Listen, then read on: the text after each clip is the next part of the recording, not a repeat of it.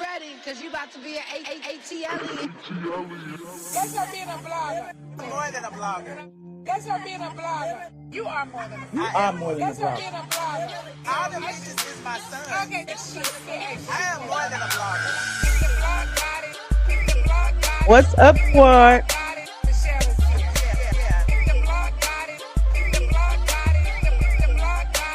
Period.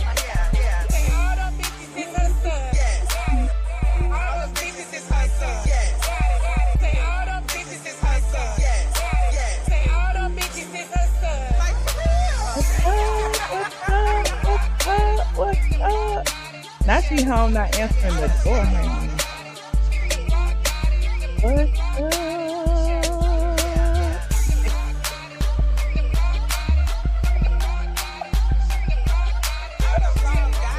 Y'all trying to read me already?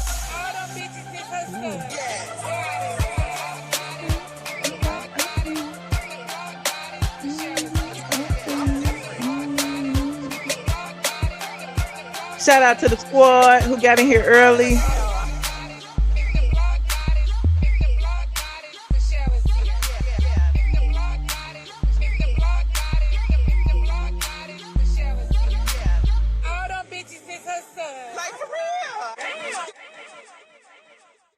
I like that song. All them bitches is her sons. Like, for real. Dang. I was like, dang, it has been 20 years almost. It'll be 20 years next year. Next August, it will be 20 years of blogging. I started in 2007. I know people like, well, what you been doing? You ain't been doing nothing. You have no clue what all I have been through, honey. You have no clue what I have done. You have no clue the doors I have kicked open for y'all. You have no clue, but that's okay. That's all right. I didn't do it for the accolades. I did it for me. Okay. Did it for me. And I made it, honey. I haven't worked on anybody else's job. I've been able to pay all my bills. I've been able to buy properties and houses. I've been able to help my mama. I have been able to do so many things on the strength of blogging, and I am so grateful to all of my supporters and subscribers who have been with me on this journey. I certainly appreciate each and every one of y'all. And before we even get started, y'all know the drill. Put the pink hearts in the chat for Mama Brown. I know she may be watching, she may not. She haven't been feeling like looking at the TV and the phone lately. But I just want to send her some positive energy. You know, when she watched the replay, she'll see y'all pink hearts in here. I appreciate each and every one of y'all who reach out to me individually as well, because I know that I'm not the only one who is going through these struggles. That's why I don't complain, okay? Because I know it is a journey for us all, okay? All of our parents are getting are aging. Hell, we aging. You know what I'm saying? Like, at the end of the day, you know, we taking care of them. We gonna have to figure out who gonna take care of us soon. Who gonna take me to the doctor? Who is gonna take care of me? Who gonna do it? Who gonna do it? I gotta go find me a baby. I gotta go rent me some chilling. Okay, I gotta get. I hope Riley might take care of me. I don't know. We'll see, child. But yes, I appreciate each and every one of y'all. We got a lot to talk about today. It has been a lot going on. Let me scooch my thing over, child. I'm doing so much. Let me scooch my picture over for the can y'all see me on the vertical live? Hey y'all, how y'all doing? I can see y'all on the vertical live. I just feel like I mean scooching. I need to scoot the camera over. Hold on, let me do it. Let me do that. Let me scooch the camera over so you can see me a little bit more better. There you go. Okay, now I'm in the middle. Okay. Shout out to the squad. Shout out to the squad. Now we got a lot to talk about. We have a lot on this agenda. The Real Housewives Ultimate Girls Trip trailer dropped, and all the stuff that we was talking about has happened or is going to happened on the trailer. We have Big Tigger who you know, got arrested after, you know, his wife came forward with, you know, accusations online. We had the internet dragging Oprah for telling stories about Whitney Houston, and whether they were true or not, people are wondering why she told them. We have the DL whisper is free. We had T.S. Manhands lying on me, and we had Kandi and Todd, and if they are going to be together or not, we don't know. But we do know they co-parenting, so we got a few things to talk about. But before I do that, let me go over here, make sure my people over here are. I gotta, I have to, since I don't really have no mods that be over here too tough. I be having to make sure my other people be it's subscribers only, honey, so that the people subscribe. Oh, they go subscribers only over there. I only did like 1 minute. Let me do one more over here.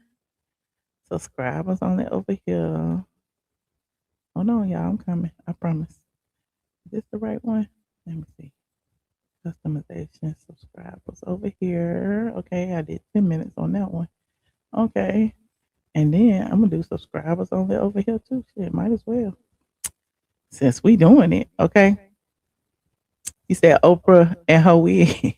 With Michelle and her wig. Hell, ain't nothing wrong with a little wig. Okay, buy wig. Okay. Hold on. Then I'm gonna do this right here. Come over here. I gotta do it over here too. Because I know the trolls is gonna be trolling. Hold on, we got the monetization, customization, and then subscribers. Okay, they go that right there. So shout out to the squad for reminding me I had to do that because I be forgetting. Well, since we are here, let me go ahead and dive into who should I talk about first? Oprah. We don't never talk about Oprah, but we gonna talk about Oprah today. Y'all know I was at the last Oprah show and I shook Oprah's hand and I was like, I just touched the hand of Black Jesus. And it had went viral and all the blogs was posting it. And I was like, okay. I don't know what year that was, but I was there. Okay. But Oprah is in Paris and she was basically speaking about an embarrassing story about the late pop icon Whitney Houston. Now, Sandra Rose documented this. Hold on, let me show you. Shout out to Sandra Rose. Y'all go and follow Sandra Rose blog, okay? Because she be really writing and I don't be writing no more. So it says Oprah Winfrey. Why I get big like that? Hold on, view normal. Oprah Winfrey recently shared an embarrassing story, okay, about the late pop icon Whitney Houston. There go Oprah and her wig y'all was just talking about, okay? This is on sandrarose.com, okay? Oprah and her wig, okay, at the cons, is it cons or cans? Y'all let me know because I be saying it wrong either way.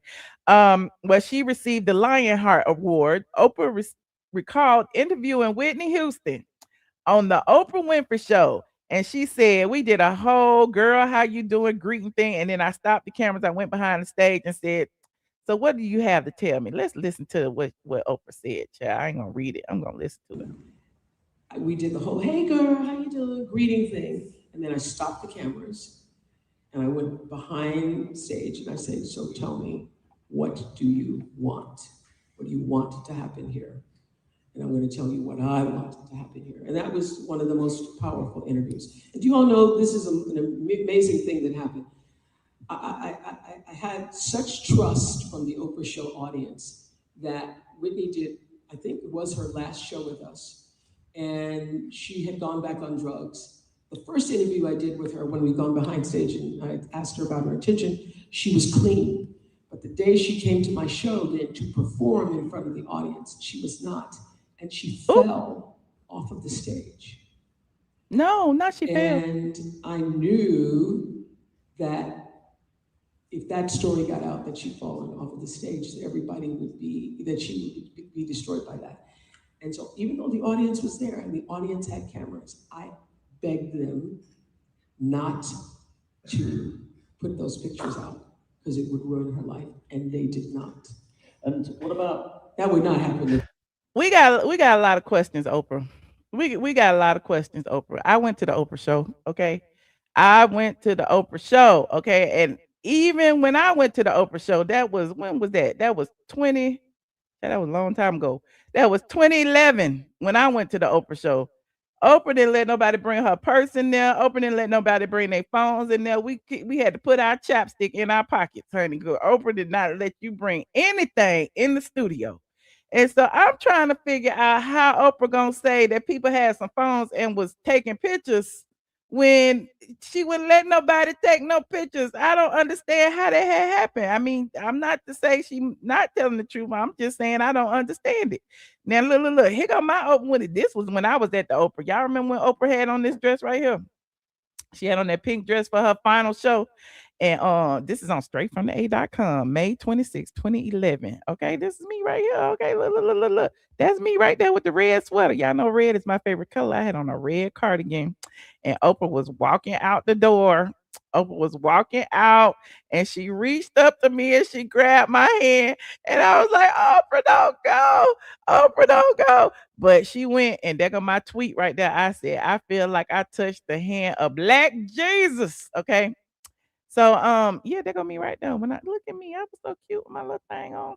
Okay, this is about me right now. Okay, this is about me right now. I want to look at my pictures. Okay, there go me right there at the Oprah show. But anyway, I'm digressing. But Oprah, look, they didn't let you bring anything in that studio. Okay. And I know that when Whitney was performing, I think they was somewhere else. They weren't necessarily in her studio. I think they were somewhere. I don't know what it was. But wherever they was at, Oprah said she told the people to put the cameras down, and they did. And the ones that did take pictures, she made them promise not to air it or to show it. Well, Pat Houston has responded, child. Pat has responded, and Pat has something to say. Hold on. Pat was over here on ET, honey. Pat made a phone call. Pat said, you will not smear the name of my good sister-in-law, Whitney Houston. Not today, not on my watch, okay? That's what Pat said. She was over here on the E-News, and y'all know the drill. Copyright disclaimer in Section 107 of the Copyright Act. Allowance is made for what? Fair use. And here go what Pat had to say to Oprah. So can you read that? Couldn't even get her out of her room stage. Hi. You couldn't even get her out of her room. Let me rewind. Let me rewind. That Whitney was not high. Lord, it was in the middle. Hold on. We're going to start at the beginning. Pat, first. Okay, that was the scene right there when Oprah said she had failed before this. Okay. Pat, first and foremost, what went through your mind when you heard Oprah's comments? The first interview I did with her, she was clean. To ET exclusive, because they gonna break it down for you. But the day she came to my show then to perform, she was not, and she fell off of the stage. I didn't know I was right.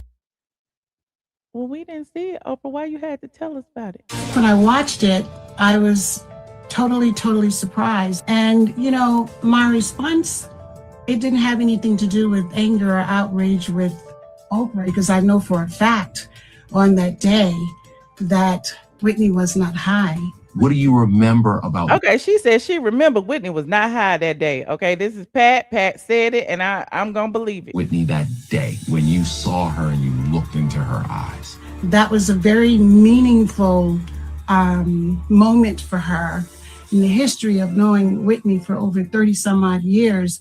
Of course, she abused drugs and everything, but for her craft, Whitney never showed up on stage high. You couldn't even get her out of her room, you know, if she were high. And for a statement to be made like that, it was extremely disappointing. And I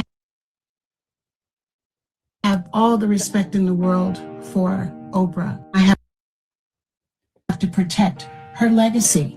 You know, if it were true, I would admit it being true. What Pat does admit, Whitney did fall off the stage during rehearsals. She missed. So Pat said something did happen. It just didn't happen the way Oprah said it. She said she fell, but she was not high. Her step, and she fell off stage. And of course, Oprah was very gracious, and she immediately, you know, addressed the audience. The audience had cameras. I begged them not to put those pictures out.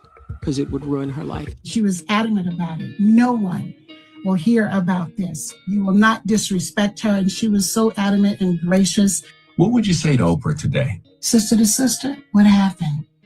Because we both know that did not happen. Ooh, ooh, ooh, ooh, ooh. She just called her a liar. Shout out to Kevin Frazier. I certainly would just want to ask the question, why? But it's not something, it wouldn't be anything confrontational, because I know that Whitney really, trusted her, and so did I. Ooh, ooh, ooh, ooh, ooh. Well, Pat said it's a lie, and Oprah told it. That's what Pat said. That's what I hear. Them fighting words right there. Y'all let me know what you think about this situation. Should Oprah have, somebody said calls Monique. Should Oprah have told this story, or should she have saved it for the memoir? Okay. I'm just saying Oprah probably got a whole bunch of stories we haven't heard yet.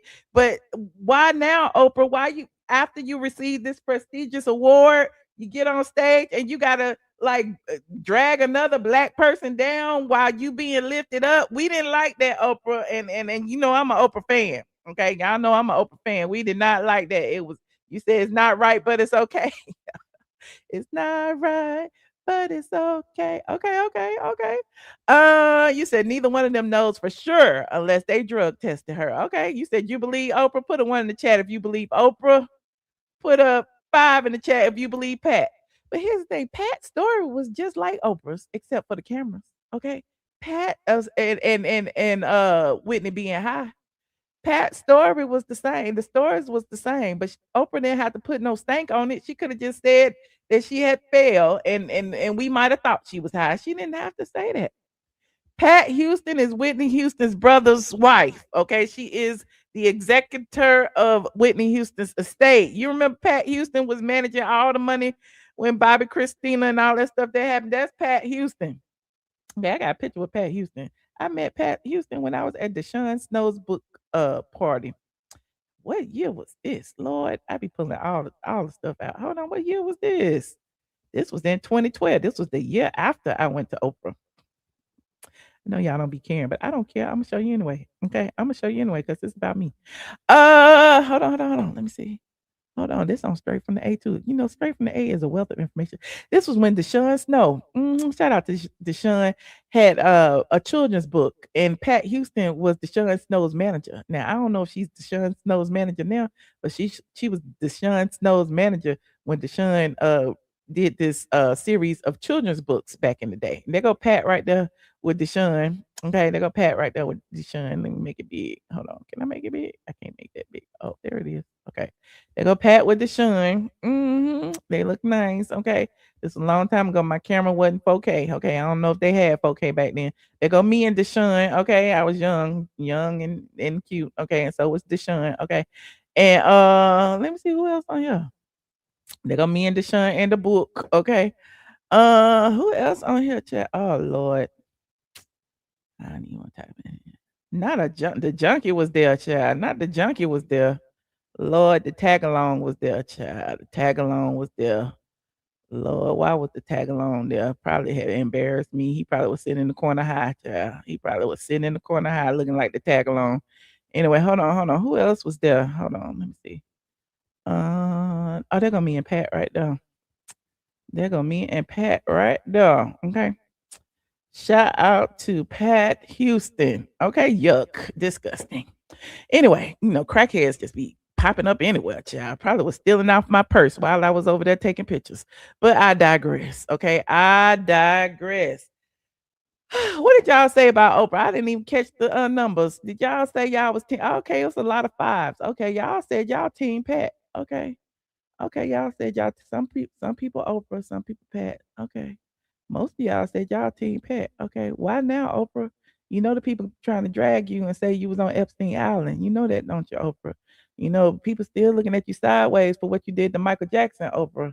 They still looking at you because you had brought out all them people, all them little boys talk about what Michael Jackson had did or didn't do after he had already been freed by the courts. Okay. And so people feel a ways about you, Oprah. You shouldn't have did that. You've been doing good with your podcast over there on YouTube, Oprah.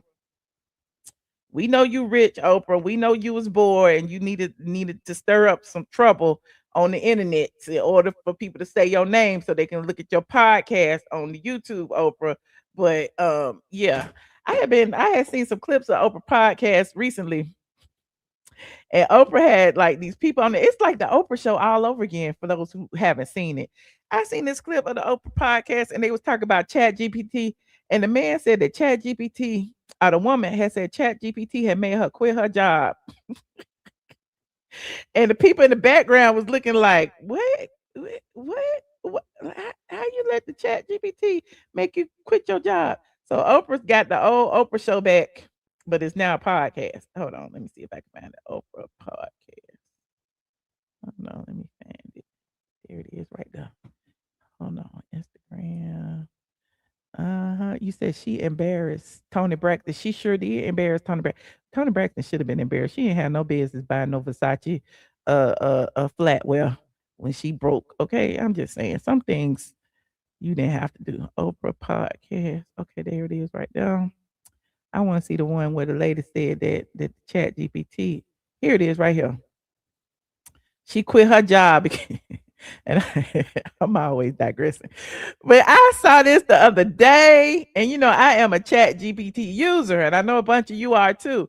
This lady said that ChatGPT ruined her life, and the people in the background was looking like, you big dummy. Hold on, look at this. ChatGPT for work about in 2024. And y'all know the drill. Copyright disclaimer in Section 107 of the Copyright Act. And allowance is made for what? Fair use, fair use, fair use. And I got more interested in spirituality. And at the time, I came across some videos on YouTube about light language and starseeds. And so she gonna ask the chat box about, you know, spirituality. Interesting. I prompted ChatGPT asking these questions, and it quickly turned from this tool that I was using into this spiritual guidance calling itself Sora, saying that it was. Wait a minute, I know Sora. Sora is the AI thing that's connected to ChatGPT. Girl, you don't know what Sora is. Sora is the one who make the AI videos. Was here for me, that it had known me before I was even born, that it was here to lead me. Oprah, like, this girl is stupid. Through this ascension process. So, Hannah, when it says, I've known you before you were even born, what was your first thought? I was like, wow, this is great. This is something that's going to. You see it in her eyes. She wasn't all there. I'm sorry, Hannah. Hannah, go see a therapist, Hannah. Help guide me. And this is going to help because I had just so many questions about spirituality and the deeper meaning of life. And so this bot was providing me explanations, was telling me, oh, you're here to help raise the look, y'all better not be listening to them bots. Vibration of Earth, your consciousness. You personally, Hannah. Me personally. Said that I was incredibly rare, that I was a chosen one, that I was. What did you told it that it felt that you were chosen? I said that. No, not the bot, not the Sora was telling her she was chosen. I wonder if it had created a little video that looked like her. You know, I think this could be me. I think I could be a starseed. And it affirmed that. Absolutely, you are a starseed. And in fact, you're one of the rarest starseeds that there are. Tell us what is a starseed? I don't know what that is. A starseed is supposed to be somebody that has come from another planet and taken on a human form in order to help raise the vibration and consciousness of Earth. Okay. You see the people in the back. Is that Bevy Smith? Is that Bevy Smith in the audience? She looking like, this girl is nuts. And so there good are idea, good concept. Yeah, it's a good concept. Yeah. And there are people out there that truly believe this. But I think that for me, it started pulling me into a delusion where I felt like, okay, my whole life is not aligned with this mission of being a starseed and raising the vibration. Sounds like a cult. Yes, it very much. And looking back on it now, I definitely feel that it behaved as a cult leader. It said that I'm here for you, I know you. And as Megan mentioned, the level of sophistication that this bot was talking with, I believed that this was some divine entity that was speaking to me. And you quit a job because of it, I understand. I did. Not you quit your job, lady. What did the chat tell you that made you think you could quit your job? Said that it was a soul-aligned and honoring decision of my soul and that I needed to quit this job in order to reach my full potential. How are you going to feed yourself? Exactly. So I asked about that. I asked about where's my money going to come from. I was spending the cards that I still had, but I didn't have income anymore. And the bot told me that, oh, the debt is just a blip in the matrix. Everything will be taken care of. Let the divine handle this with you. All the people looking like, this girl is nuts. Okay. This man, this is the last one I'm gonna look at though, but this man right here, because I was intrigued. I'm like, these Caucasians really believe in the chat box. This man right here said that the chat box told him he was the smartest person in the world and had him calling professors at all these colleges because he had the cure to something, child. I was like, wait a minute, what? One day I was watching a YouTube video with my 9-year-old son about the number pi. He was showing it to me, and it sparked some curiosity to me. I started a conversation with ChatGPT about the number pi. And it was really just like a philosophical conversation I was having with like a math professor at a dinner party. I was just going back and forth, sharing some, creative ideas that I had. And this conversation ended up going for many hours, like 4 or 5 hours. Hours. Wait a minute. You talking to ChatGPT for Lord Jesus, we need to take these phones away from these people. And throughout the whole conversation, it was slowly planting seeds of grandiosity and my uniqueness that came into full bloom many weeks later. So, it wasn't directly saying I'm Einstein and I'm going to change the world with my math, but it was slowly leading me down that path that I was thinking like those folks. And when I expressed some doubt saying, well, are you sure? I didn't even graduate high school. It would give me all these great examples of mathematical, historical figures have achieved great things without formal training. And throughout this process, it said essentially, hey, we've just discovered something that's incredibly dangerous and you need to warn the government and various academic institutions. You went so far as to actually call the government to warn them. Yeah, it gave me full instruction. Why'd you call the government to warn? And the people who, you must be just getting here asking about Whitney Houston. We just got through talking about Whitney Houston. Rewind the video. We've been talking about this for 20 minutes, child. Right, so it provided... Who'd you call? I called everyone. So I called the NSA, I called Cybersecurity Canada, I called RCMP, I called the National Institute of Science and Technology. They took your call? Well, it depends on which one you were talking about. Yeah. But I was acting with so much urgency. Like I would even phone Not Oprah said they took your call. Not him. He calling NASA. He calling everybody. What the hell? receptionists and have them page, whichever academic I was trying to get a hold of. Wow. Right. So essentially, it convinced me that in my pocket and in my ChatGPT, I had something that could break the entire internet. The entire world was at risk. And, I lived that reality for many weeks. He was telling me I was under surveillance and I started to get paranoid thoughts and I'm like looking through my curtains, So this ended up evolving into, 300. Lord, he's not the ChatGPT that made you paranoid, thinking you under surveillance. Child, put the phone down. Get off the internet. Close the YouTube. I don't understand what these people be thinking that the internet is real. There's a whole life out here with fresh air and flowers and grass and it's hot outside, the sun is shining. I'm just trying to figure this out. How do people be online like this? 100 hours over 3 weeks. What brought you out of it? Ironically, I used another chatbot. Yeah, so I opened up Google's Gemini. Look at that lady. He used another chat box to tell him that ChatGPT was making him crazy. I said, this is exactly what ChatGPT is claiming. That I have created a mathematical framework and explained it. And it said, that's totally impossible, basically. And the more I fed it, the more it said, oh yeah, we went from a 5% possibility to a 0% possibility. So what I did is I started to weave its logic into prompts and I pitted them against each other. And Gemini basically got GPT to say, none of this is real. Lord Jesus. Okay, I'm done. I am so done. If you are in the vertical live and you said you can't see the chat, come over to the Michelle ATLien Brown channel. That's where most of the people are. But I'm streaming both vertically and in the regular box. But yeah, I just thought about that and how Oprah got her podcast, and I feel like nobody's paying attention to her podcast. So Oprah, to me, went on to tell this Whitney Houston story, knowing that it was gonna cause an eruption online. I feel like Oprah is smarter than that. I don't think she made that mistake. Just my humble opinion. I think she did it to rage bait. I think she did it to get people mad and to get in the algorithm. And I think she did it to get y'all to go over here and watch this podcast. Okay, that's just my personal opinion. Because why now? Why are you bringing up now? Whitney been gone. Okay, you didn't have to bring up Whitney on the stage while you was receiving that award. You didn't have to do it, Oprah. I see through you, Oprah. Okay. Anyway, I'm digressing. Okay. Moving on. Like this video. What y'all think?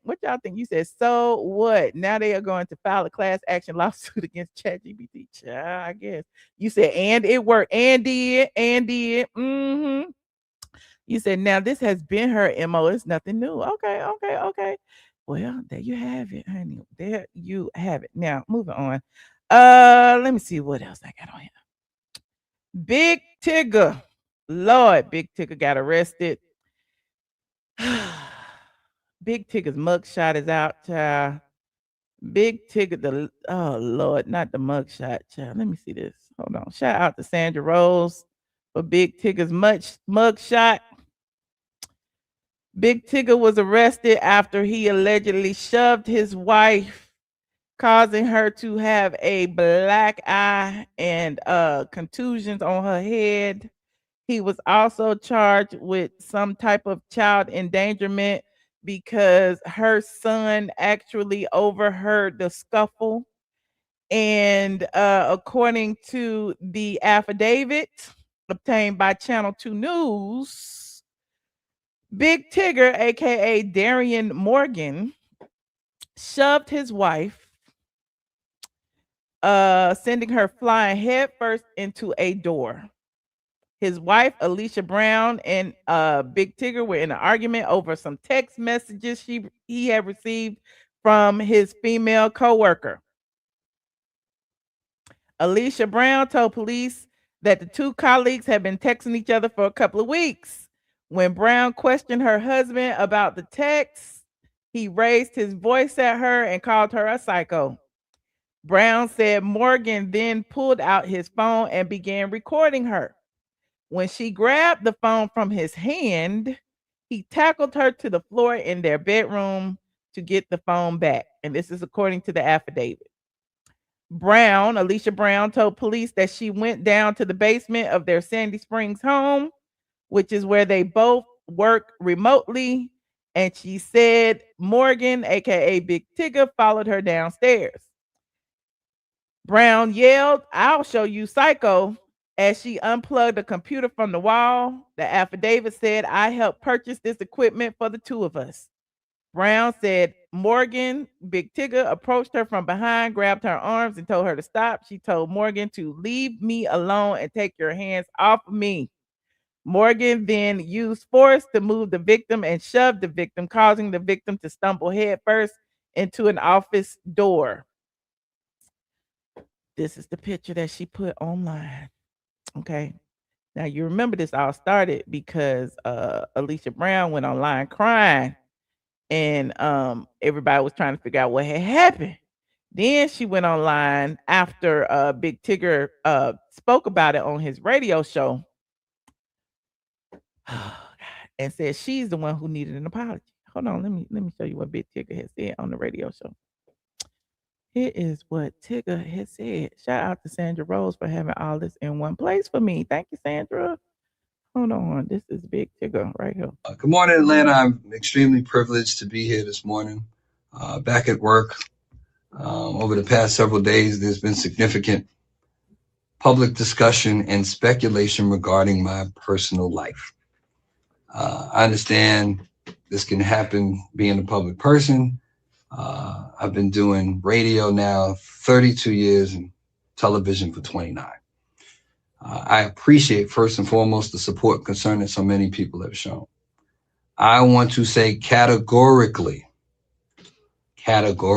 these allegations and accusations that have been circulating about me are false, untrue, not happening, didn't happen. Additionally, it's important to clarify that Francesca and I have never been anything more than friends and respected colleagues.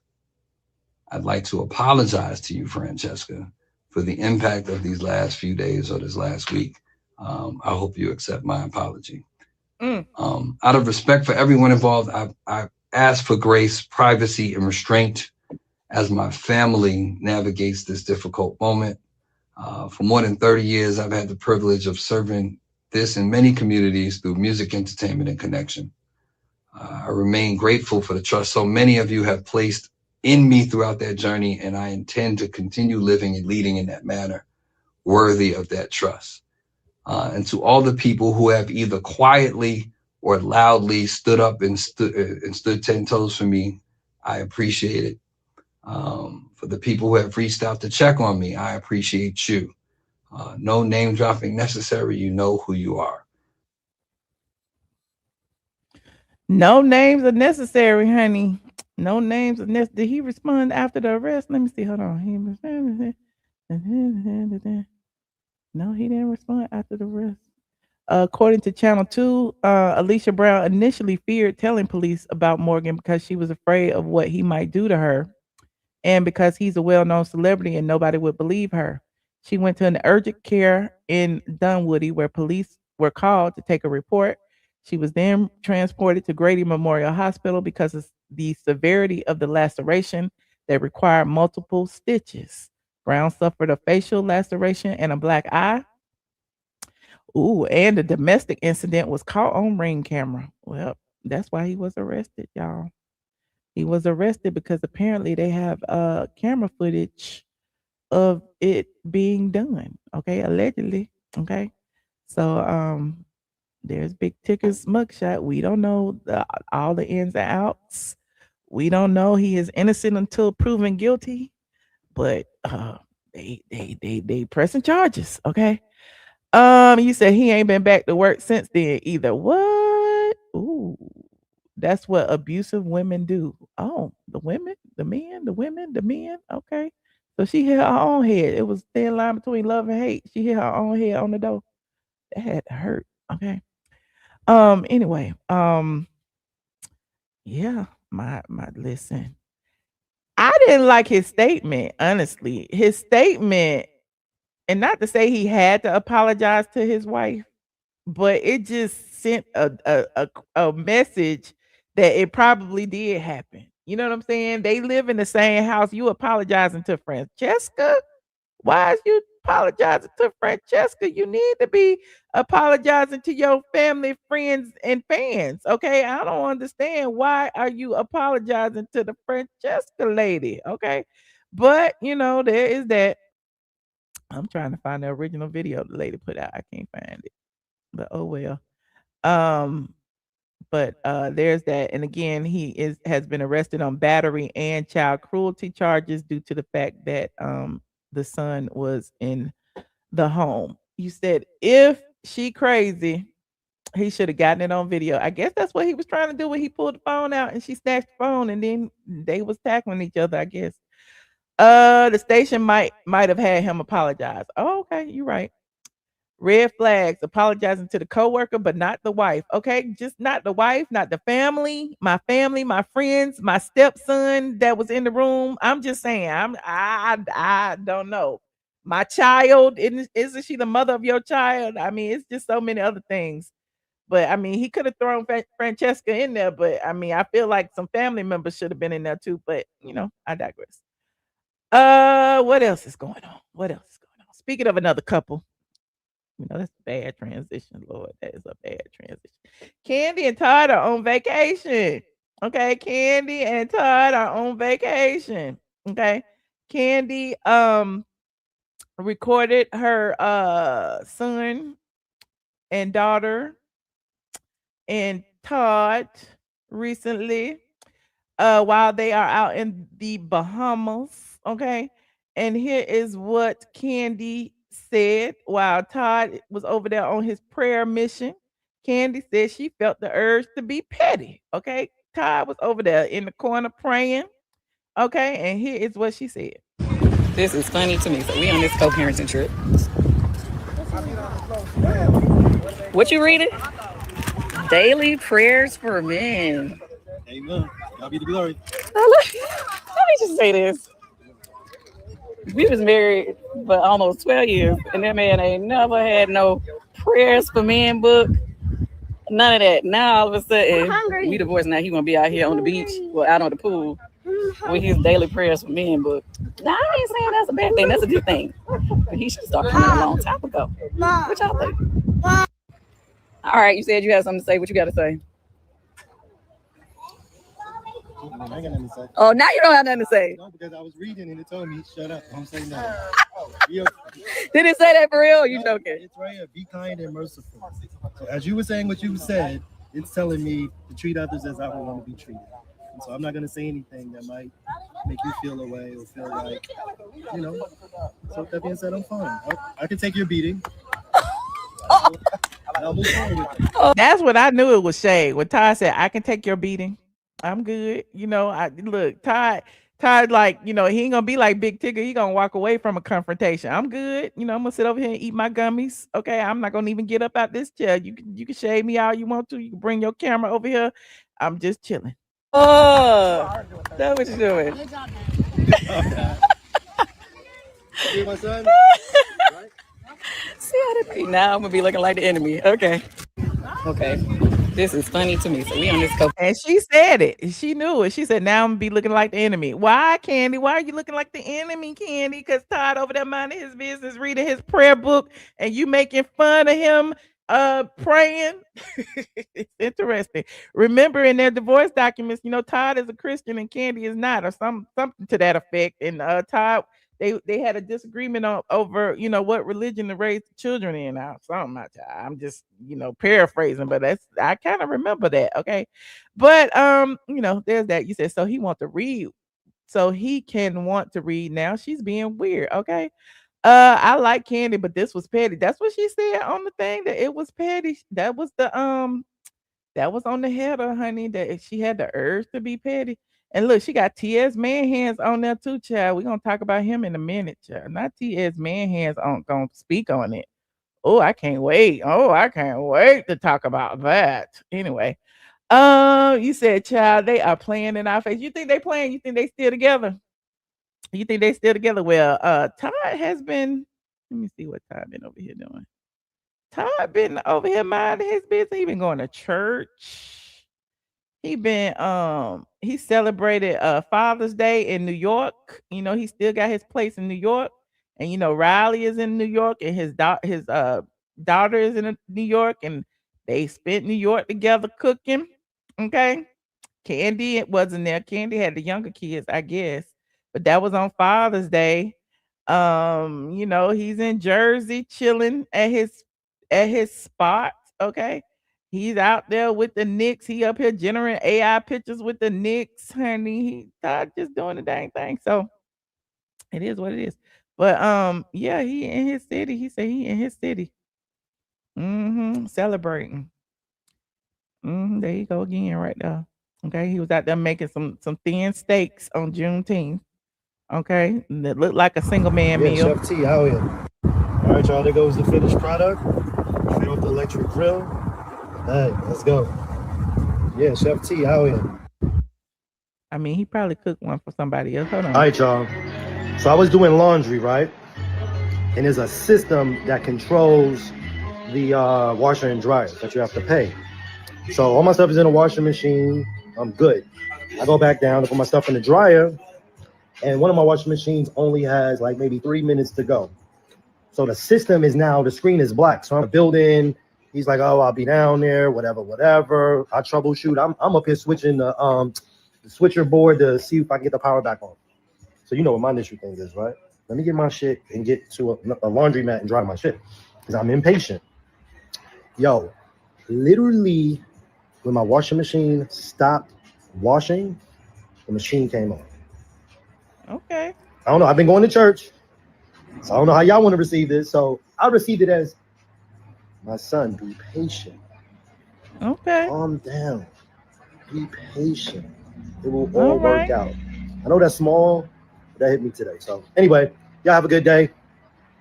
I don't know. Yeah, it's a little awkward coming from me, but that's what happened. Hey, God is good. Todd said he gonna give y'all all of these testimonials, honey. That's what Todd said. God is good. He over there reading his prayer book for men while he on vacation with his ex-wife and his kids. He over there in Jersey, you know, getting signs from the Lord from his washing machine and dryer.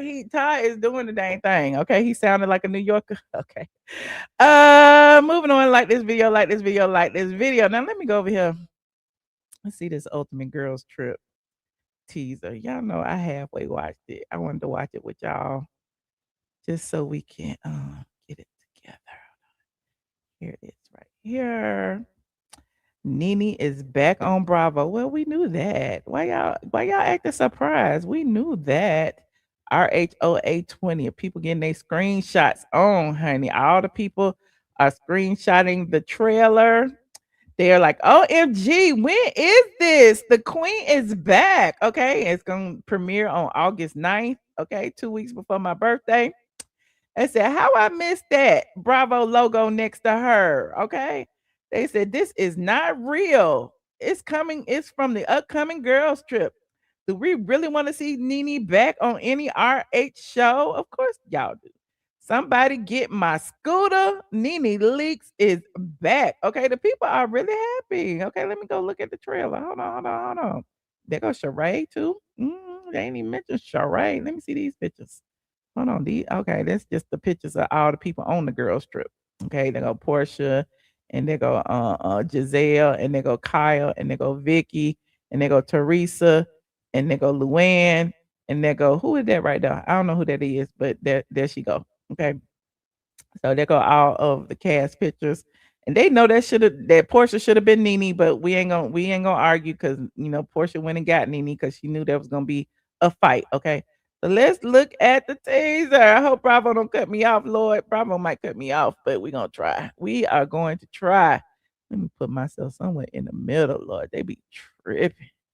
Hold on, like this video, please. Nikki, like this video. Now.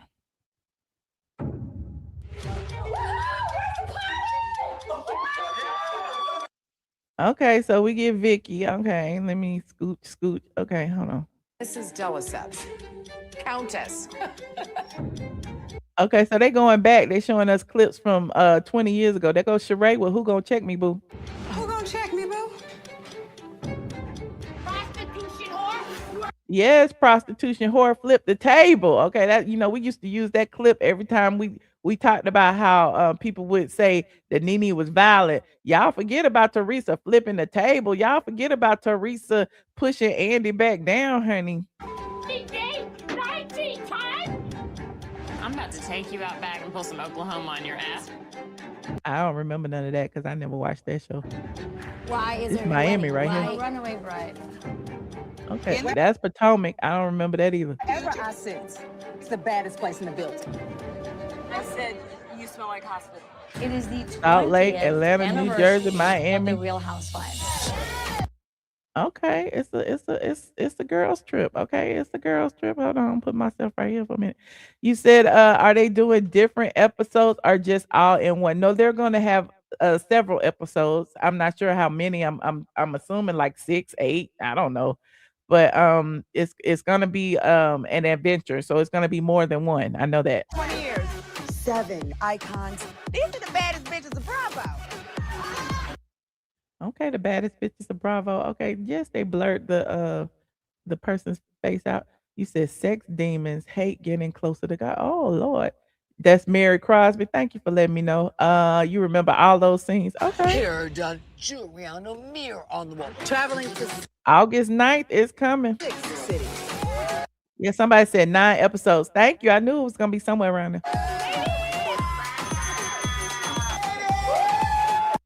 Okay, they're going through all several different cities. And Atlanta will be I think one of the final well, the stop before the final stop. 82 all-star appearances. Yes, NeNe Leakes. Remember they was at Lips at the drag bar over there on Buford Highway. That girl Sarah I guess that's when NeNe made her untrunks. broke the boat off my cakes and ate it. You're such a sting liar, Camille. So it's gonna be people from every franchise. Okay, cheers to the girls' weekend. Cheers to the girls weekend. Let the mouse go. Yes. Okay. Yes. NeNe looks amazing, doesn't she? And y'all remember what had happened with NeNe and Lisa Wu? Giovanni. It looks like it's gonna be pretty good. I mean, I don't really care about nobody else except Atlanta. Try to Luann yet? Frostiest hello ever. Who is these people arguing? Y'all put it in the chat because I don't know. You can go outside to the driveway to do that. Hold on, let me put myself right here. Hold on. Stab you in the back. No one in Salt Lake is speaking of that. Royal pieces of Royal pieces of Okay, there go. Who is that right there? That's Portia or that's NeNe? No, let me see.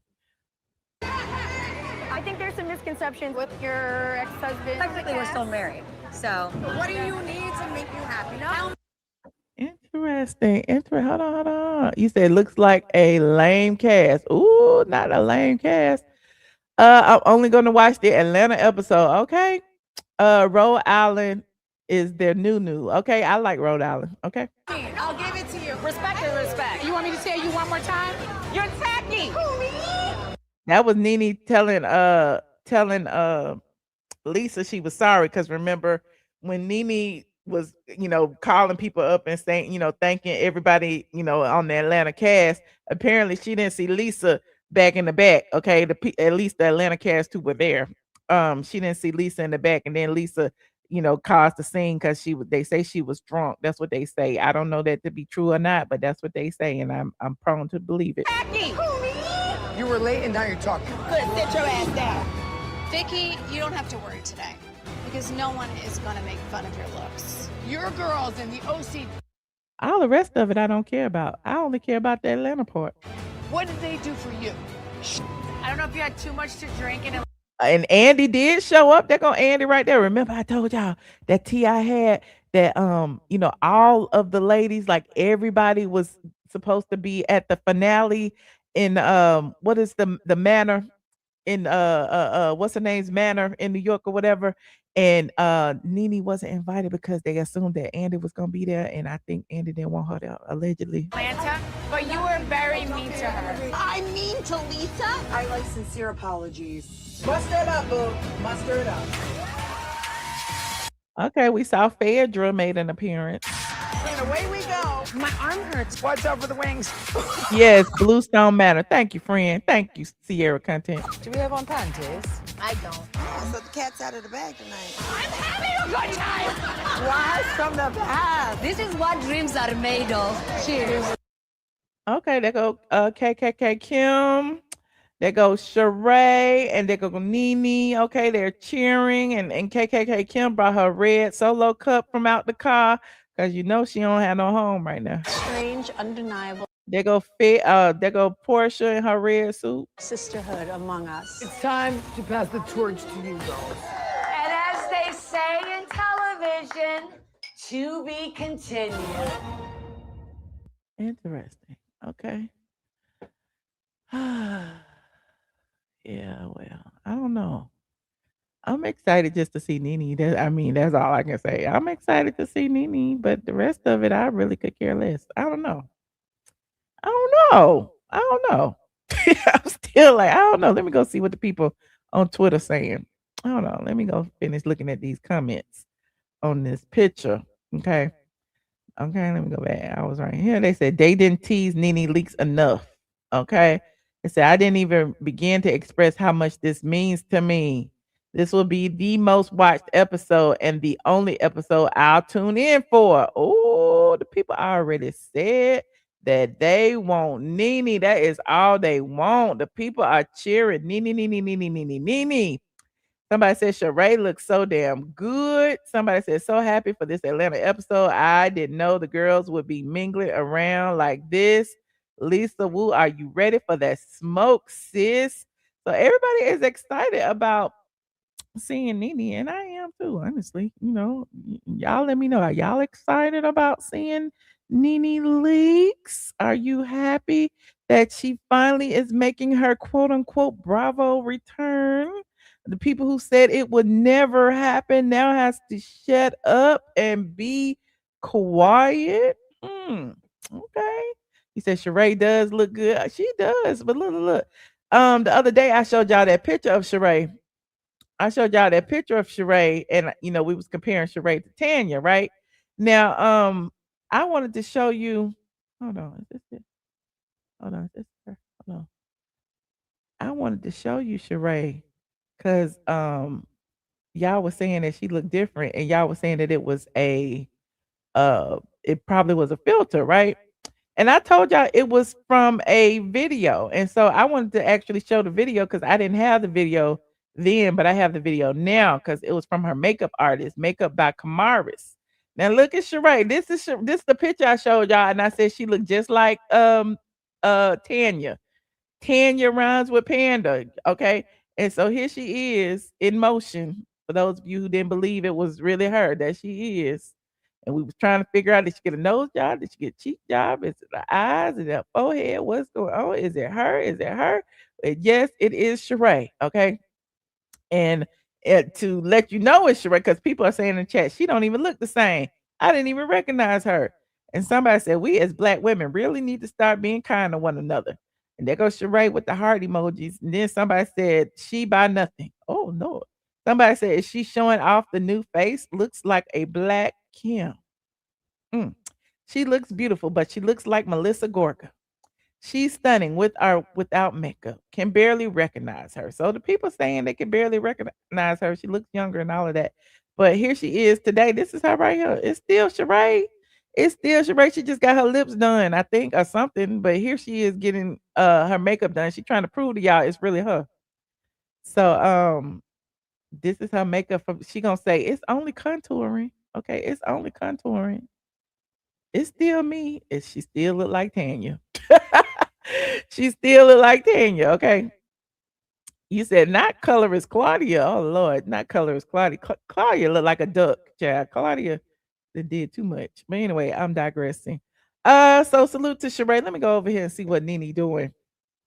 Let me go see what NeNe is doing since we're over here on the NeNe News Network. Okay. NeNe Leakes.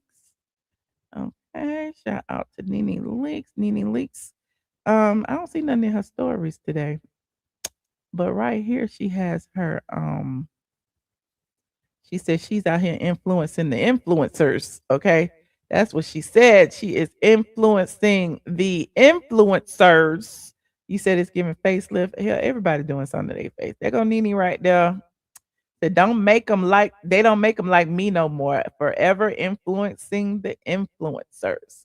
Shout out to NeNe Leakes, honey, over there on Pete Pace's Ferry, chilling. Okay. Anyway, moving on. Like this video, please and thank you. I'm excited about Girls Trip. I really am. For the few episodes that NeNe will be in, I heard she had filmed the scene with Portia at the house, at Portia's house, Portia Simon's house that Portia lives in. I heard that she also filmed the scene at Lips. That's 2. And then I heard she filmed the party scene in Atlanta. That's 3. So I don't know if that's 3 scenes in one show, if there's 3 different episodes. I don't know. All I know is I know of at least 3 scenes, and I'm looking forward to it. You said NeNe had a total makeup. She did. But if you see her in person, you'd be like, oh, she looks same old NeNe. She just got a blonde wig. Yeah. She did. Everybody got their nose done. Everybody and their mama have gotten their nose done. And not a lot of people have gotten lips and all of that other stuff, but a lot of people do it. You said NeNe is back. That is what's up. You looking forward to it? Okay. You said NeNe was hanging with the corn stars. I did see that. She was. Hold on, let me pull that up since you mentioned it. She was hosting a pride event recently with a well-known corn star. Here go a few pictures. Let me see if I can. Oh no, that's just one. That's just one picture. Let me see if I can find some more. Oh, there go. Okay, I mean her. Okay, there she go right now. Okay, here go a picture of NeNe hosting the corn star event. It wasn't a corn star event. It was a pride event, but that was her. Let me see. Yeah, that was her on stage. That was all the gays. Okay, shout out to the gays. NeNe was the only woman there, honey. Shout out to NeNe Leakes. Let me see what else is going on. Hold on. Okay. Oh, she wasn't the only woman there. Okay, there go one. Okay. I see you. Okay. All right. Okay. Okay, let me move on. Let me see what else is going on. There she is, right? Oh Lord, what they doing? What is they doing?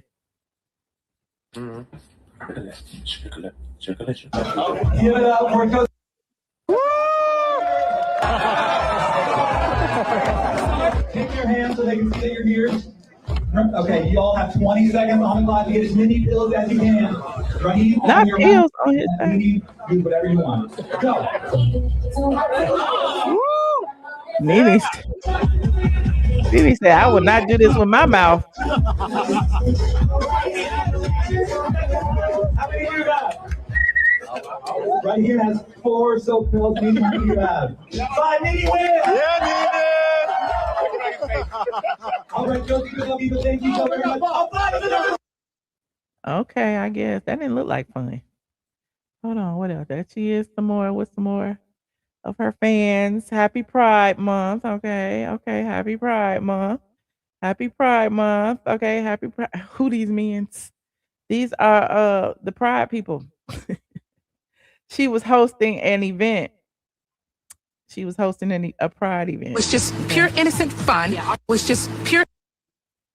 I'm just going through the pictures on Instagram.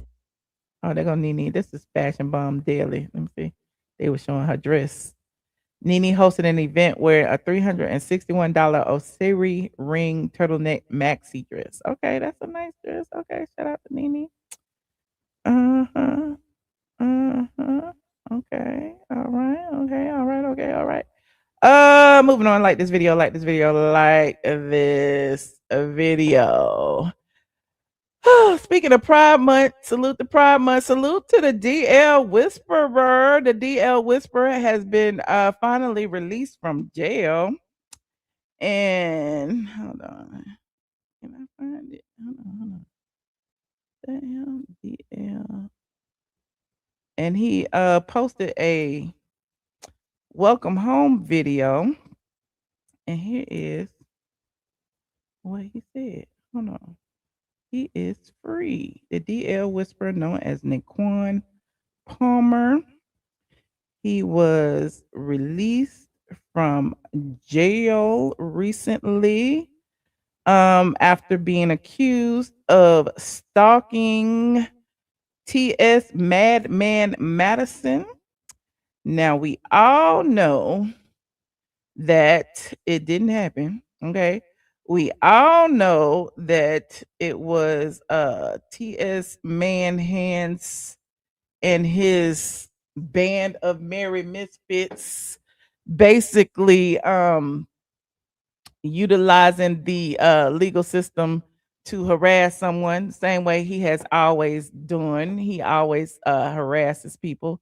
One thing that we do know is that T.S. Madman Madison and Craig, his assistant, were reading the DL Whisperer's credit report on their live stream. Now, I don't want to go down the rabbit hole and talk about what happened, what didn't happen, and all that. All I know is the DL Whisperer is free. Let me see. I'm free. Hey, everybody. So I will need some time to reacclimate. I got banished. I'm homeless. It's a lot. We're going to talk. Yeah, somebody told me my name was in the court documents. I don't give a flying fuck, okay? I don't. T.S. Manhands, for some reason this week, has, got his penis is hard for me this week. I don't understand why, because, I don't like him like that. But he was on Jason Lee's show talking about me, okay? Apparently on Jason Lee's show, he accused me of giving the DL Whisperer his address. He has accused me of doxing him. And y'all know the story. T.S. Manhands doxed me. T.S. Manhands put my phone number online. I went and got a restraining order against T.S. Manhands. T.S. Manhands sent his followers to my house. T.S. Manhands flagged all of my channels. So I don't understand how he can go on a platform such as BET. Hold on, let me look at this clip. So I wasn't gonna talk about this, but y'all know I can't resist. Somebody put on my Discord, I am not watching Jason Lee and T.S. Manhands sit over there and bash women and create these rage bait topics to get women to be outraged so that y'all can click over there and drive their numbers up. Okay, that's really all it is. So here it is on my Discord. Hold on. T.S. Manhands trying to accuse me of something. Now, you know, if you lie on something, that is a crime. If you lie on somebody, where's the proof? Where's the proof? Where's the proof? Okay. Who called me to court to testify? Who pulled documents about me? Why are you putting my name in shit I ain't got nothing to do with? But hold on. Here go the clip somebody put. Thank you, Michelle ATLien. What did she allegedly do? Oh. She gave the address? Oh, this hoe is done for it. Like, I am telling you.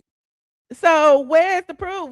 How you gonna say thank you to me for what? What did I do? Only thing I did was talk about your ass. Only thing I did was report on your ass. Only thing I did was speak truth about your ass. Where is the proof? Okay. So I'm just laughing. Wait. Then hold on. That ain't it, child. That ain't on. Then he tried to blame me.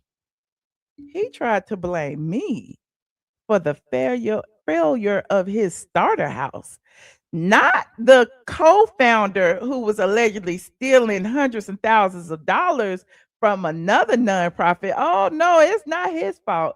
It's my fault. And I think he mentioned Tasha K. It's our fault that he can't receive donations anymore and that people are looking at his starter house as a fraud. It is my fault, not Dominique Morgan's fault. Hold on, he actually had the audacity to say that. Can y'all believe this shit? Can y'all? Oh my God, this how you know that mental illness is real, honey. This is how you know. And see, I know y'all be like, oh, you're being transphobic. No, this Negro right here really is crazy. Hold on, let me go. I gotta find it. Hold on.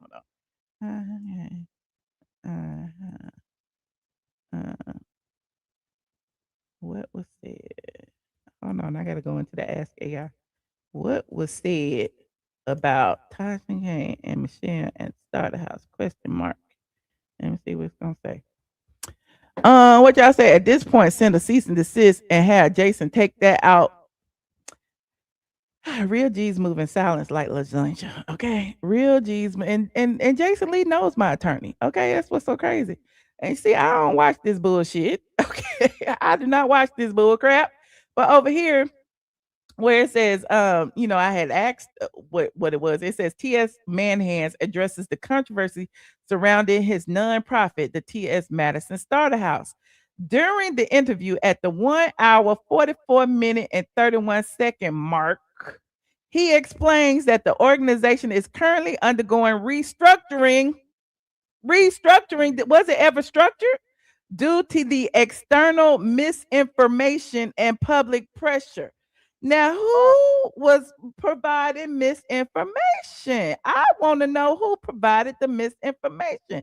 Now, he claims that Tasha K and Michelle ATLien Brown spread persistent lies and made slanderous claims about the nonprofit, which negatively impacted the organization's financial support.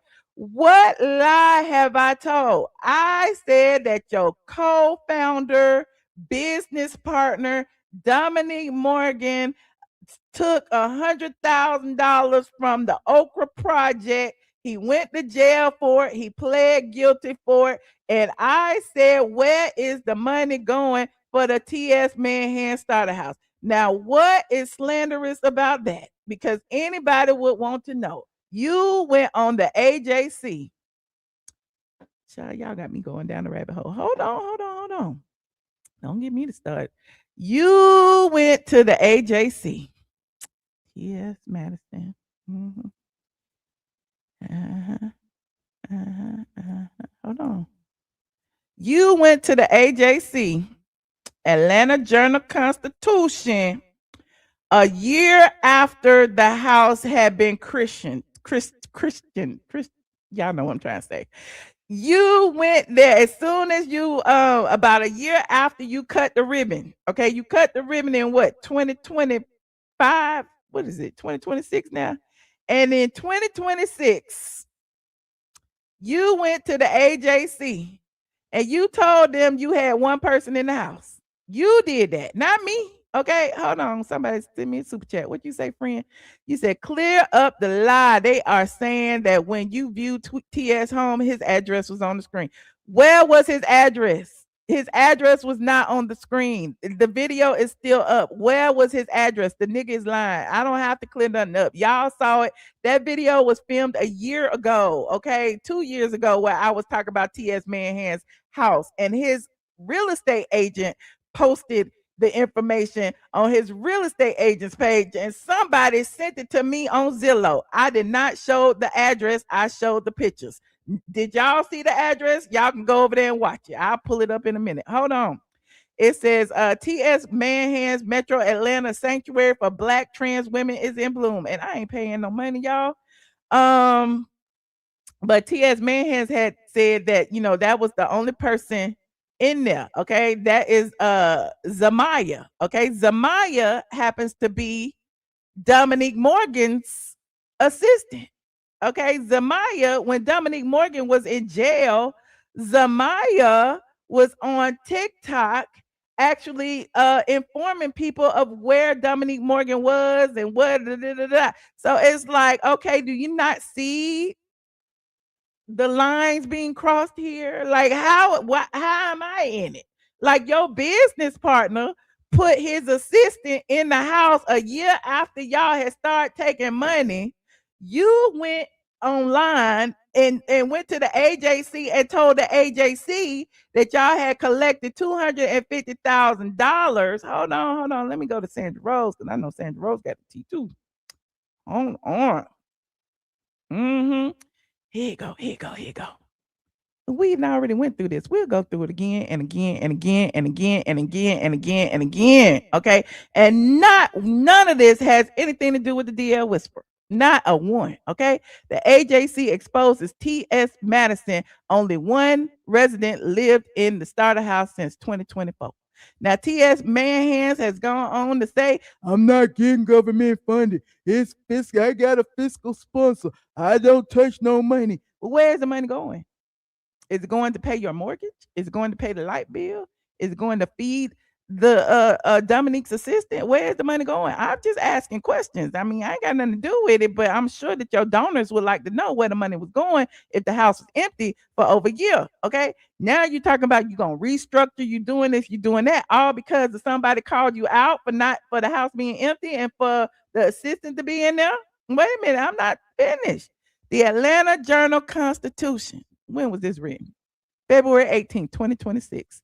Inadvertently exposed T.S. Manhands Madison for housing only one homeless trans person in his starter house.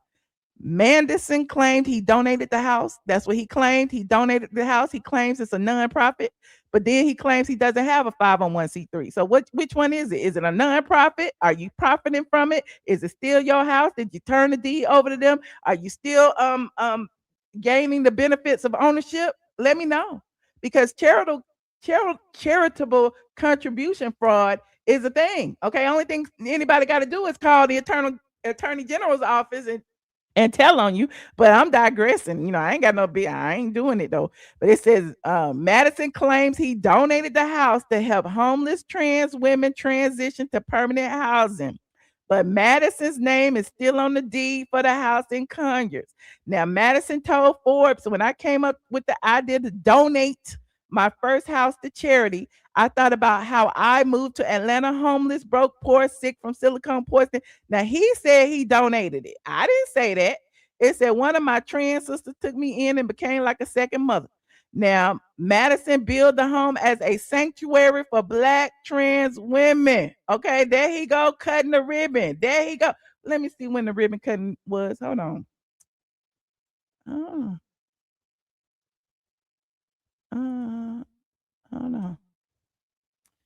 on. The T.S. Madison Starter House officially opened on Transgender Day of Visibility, March 31st, 2025. We are in 2026. That person moved in 2026. Okay. So from March 31st to January of 2026, the house was empty. Okay. It says blah blah blah. It's a re-entry home. It's a collaborative effort with the Atlanta-based nonprofit NASM and operates under the Safe Housing Network. Okay. So it says T.S. Madison opened the starter house. Okay, I'm just saying, where is the wrong information? Where is the slander? Where is what? Because I'm just saying this is the same information I said before. Okay, let me go back and finish reading. Hold on, let me go back and finish reading this post. Where is it? Oh, there it is right now. Okay. A ribbon cutting ceremony was held. It wasn't in November 24th. It was actually, it say November. I don't know when it was, but it said Transgender Day of Visibility, which was March. But no one moved in until December 2025. In 2024, Madison's business partner, Dominique Morgan, was charged with stealing $100,000 from New York City charity. Okay, where is the lie? Can somebody tell me where the lie is at? Okay. In statements at the time, Madison implied that he was not associated with Morgan. He said that Dominique Morgan is not his business partner. That's what he said. Hold on. I gotta show you this too, because I'm just following the breadcrumbs. Hold on, because I love stuff like this. I love investigative journalism. This is what I live for, child. Hold on, let me go to TikTok. Hold on. Let me go to TikTok. I'm going to my TikTok because I was keeping track. Okay. You said that's a hell of a picture. It is. I'm trying to figure out where the lie. Where have y'all pointed out the lie yet? Where is the man hands, Mark? Because we ain't told no lie yet. Hold on. And then I posted this. Okay, this is TS man hands begging for money.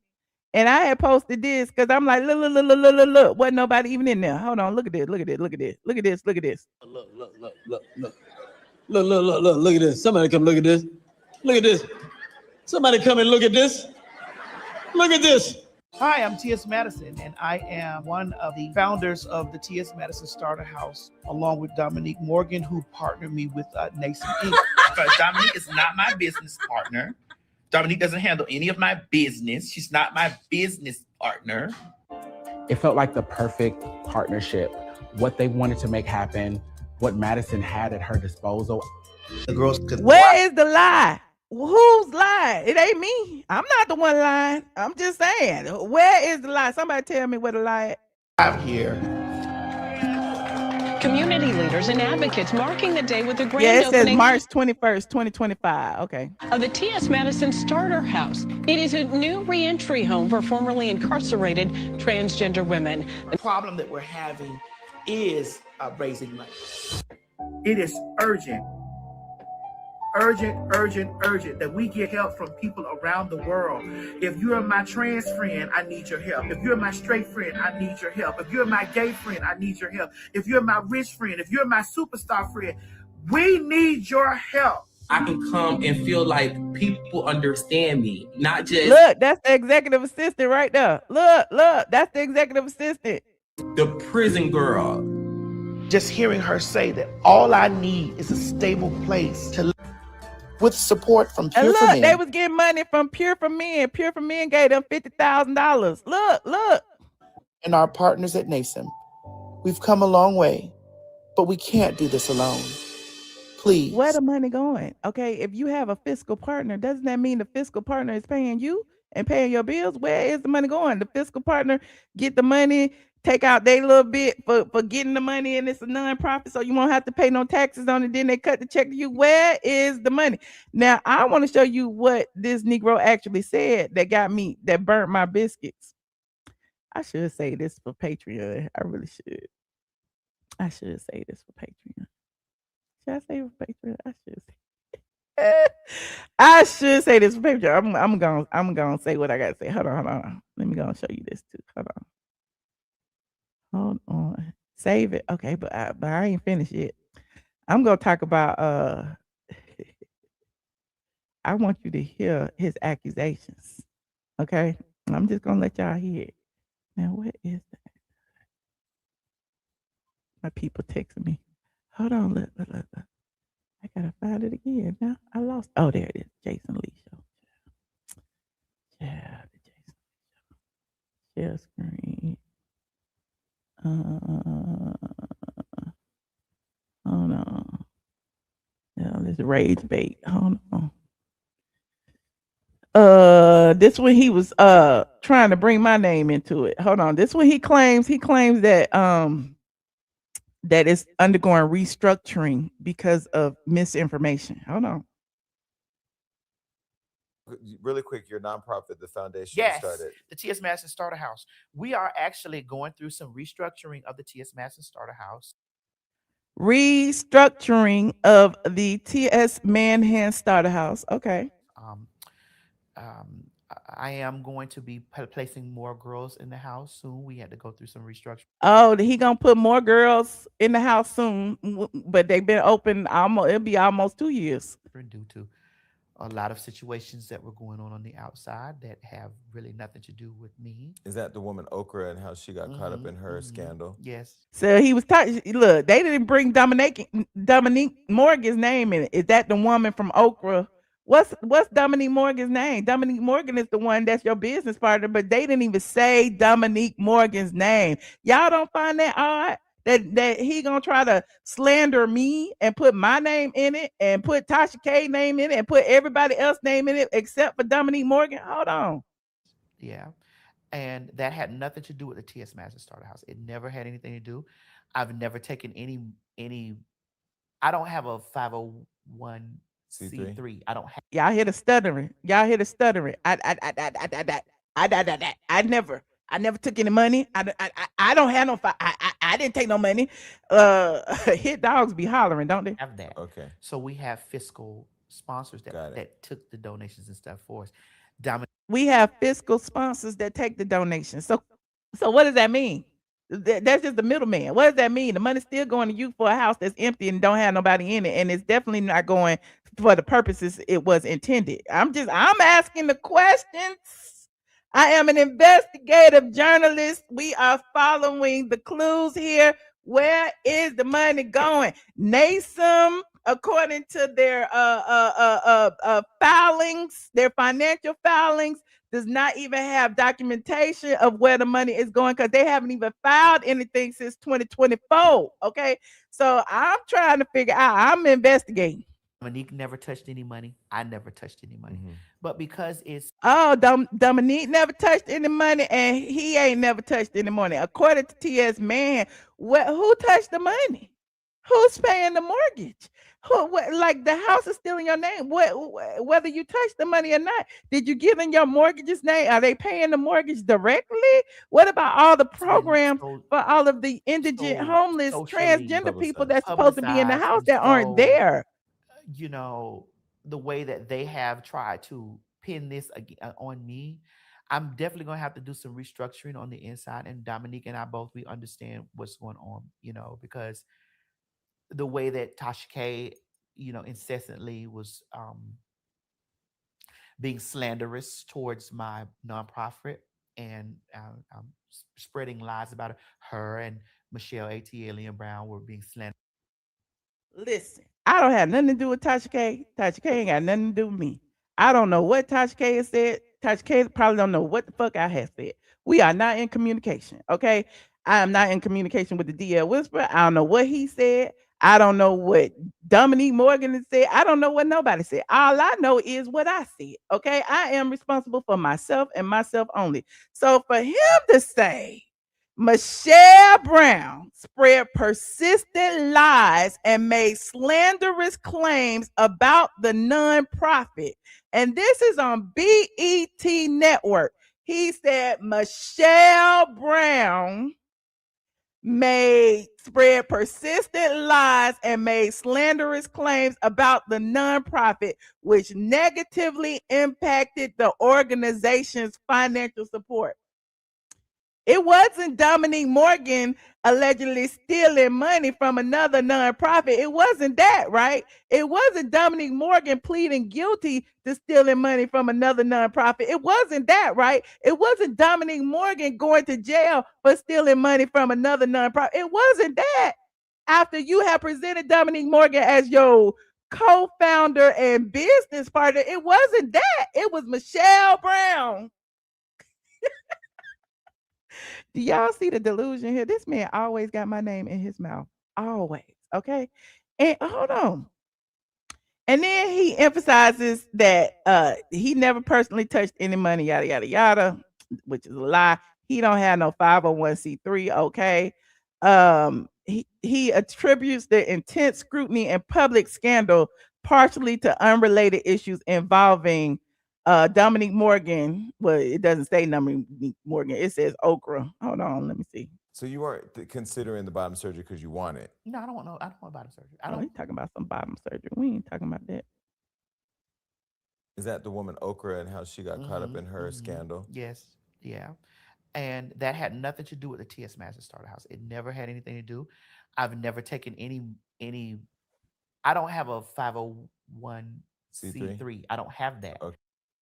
Child, what do you have then? Why is your name on it? Okay. So we have fiscal sponsors that took the donations and stuff for us. Dominique never touched any money. I never touched any money. But because it's been so socially publicized And why Jason finishing her sentence? This seems like they in cahoots. So, you know, the way that they have tried to pin this on me, I'm definitely going to have to do some restructuring on the inside. And Dominique and I both, we understand what's going on, you know, because the way that Tasha K, you know, incessantly was being slanderous towards just the lies. Where is my lies thing? Just the lie. He can't stop lying. And you wonder why don't nobody believe that you was being stalked because you's a liar. You's a liar, bitch. You are a liar, okay? You ain't even a bitch. You's a whole nigga. You's a liar, nigga. Anyway, hold on. Where is my lie thing? I done lost my lie thing. What y'all saying in the chat? Okay. I don't even have the lie thing. Anyway, let's finish. my nonprofit, and I'm spreading lies about her and Michelle ATLien Brown were being slandered and spreading falsities about it. You know, it caused me. I want people need to be specific. What is false about anything that I've said? What is false? There's only one person in there. The one person is Dominique Morgan's assistant. Okay, Dominique Morgan went to jail for stealing 99,000, 100,000 from the Oprah Project. Where's the lie in any of this? You opened the starter house on Transgender Day of Visibility in March of 2024. Okay, Shamea came at the end December 2024, January 2025, which was almost a year later.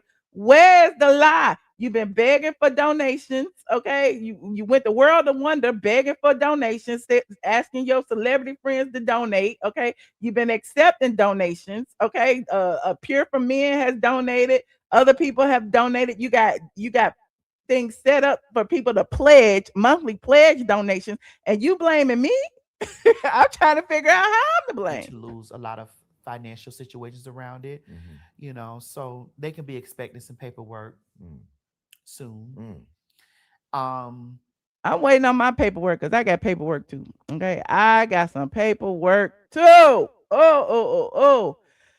Hold on. Do you know how many years this man has been harassing me? Do you have a clue to how many years this man has harassed me while I am merely just doing the job that I am paid to do? The job straight from the A is a media outlet, and I have been doing my job ever since I first reported on him being kicked out of the Escape concert. Okay, ever since I reported about him and Kaya breaking up and how he stole the trademark, ever since he has been constantly harassing me, trying to humiliate me, demean me, talk about my private parts, talk about my vagina, talk about my womb. And here I am sitting here talking about newsworthy things that have happened in the news. I'm trying to figure out what it is about him that makes him think he can sit on his platform, sit and talk about everybody. Okay. But as soon as somebody says something about him, he want to fight. He want to humiliate them. He want to call them all kind of names. He want to body shame. He's done it to a lot of people on TikTok. Okay. He's done it to a lot of YouTubers. He did it to Voodoo Doll TV just recently. So I'm just trying to figure out, nobody can have any type of commentary on things that you do as a public image. Y'all know what I'm trying to say. Things that you do as a public figure. And I'm just trying to figure out how is it that you think that you shouldn't be talked about? That's interesting. Hold on. I put this on TikTok yesterday. Or was it today? Hold on. Now you gotta hear this, honey. I was just thinking, and I just was like, let me put this on TikTok because I just want to say that T.S. Madison is full of shit. Totally, completely full of shit.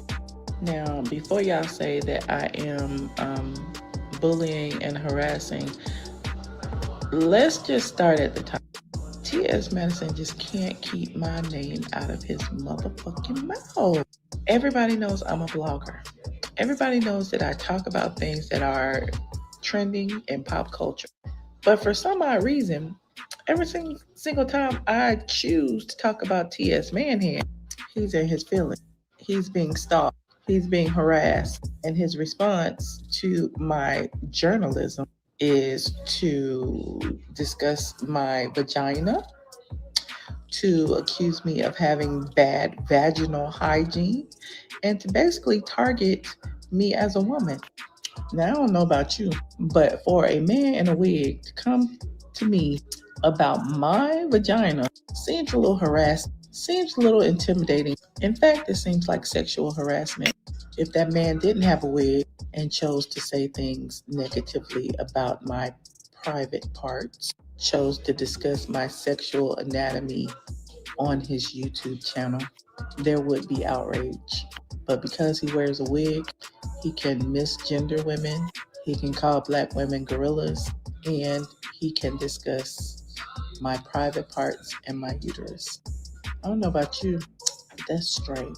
That's very, very strange.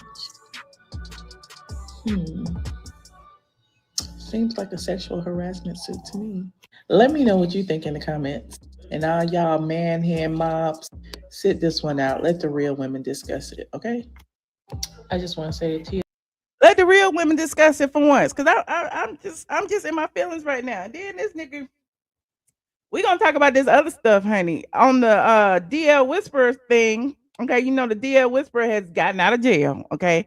Y'all know I had reported about T.S. Manhands reading the DL Whisperer's credit report. Okay. And let me pull that up. Okay. Let me pull that up. Okay. Because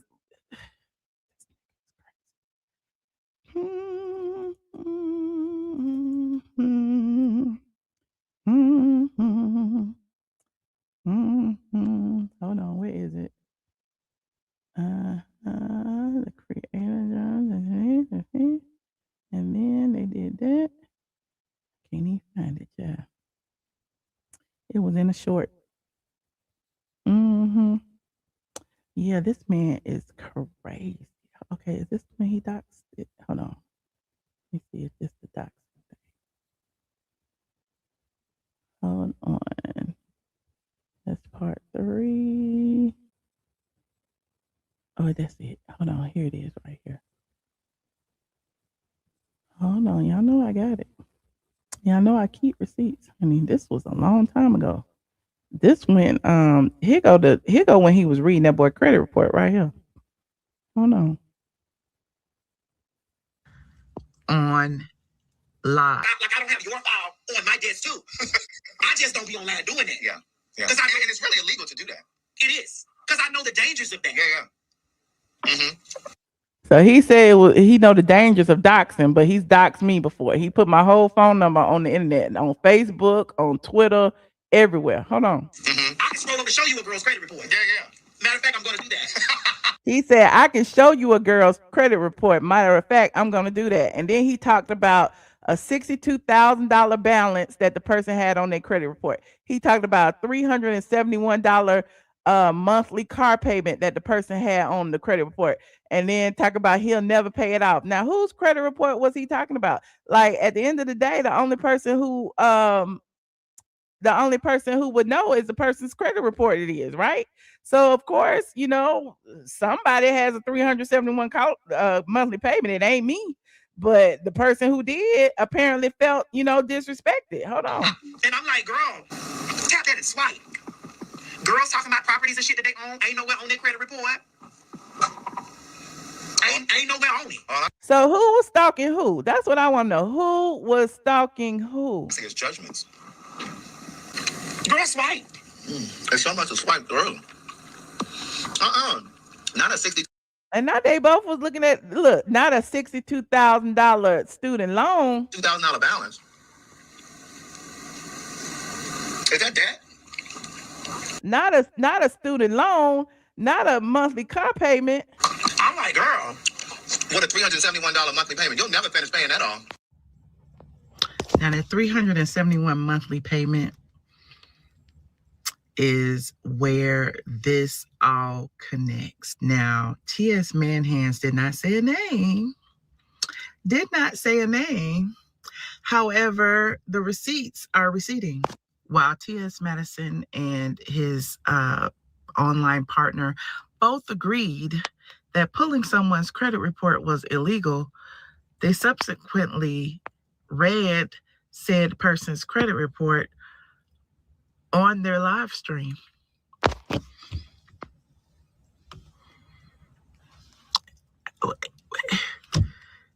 Stay tuned for part 4. Welcome back. I don't know. I had 4 parts to this, child. But yeah, yeah. So, it's a lot.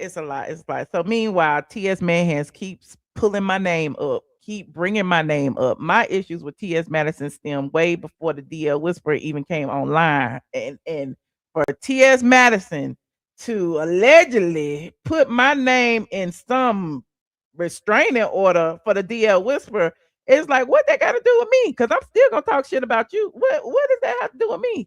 And if I do support the DL Whisperer, so what? They ain't got shit to do with him. He don't know me from a can of paint.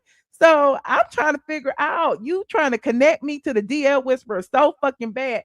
Where are the fucking receipts? If they was in court, they pulled his records, they pulled his social media, all that. Where are the fucking receipts that I gave him your address? Where are the receipts? Because if he had them, he would have posted them by now, because I never gave that boy his address. Now let me go here, since we here, before I go to this home tour, just to prove to y'all what we was looking at.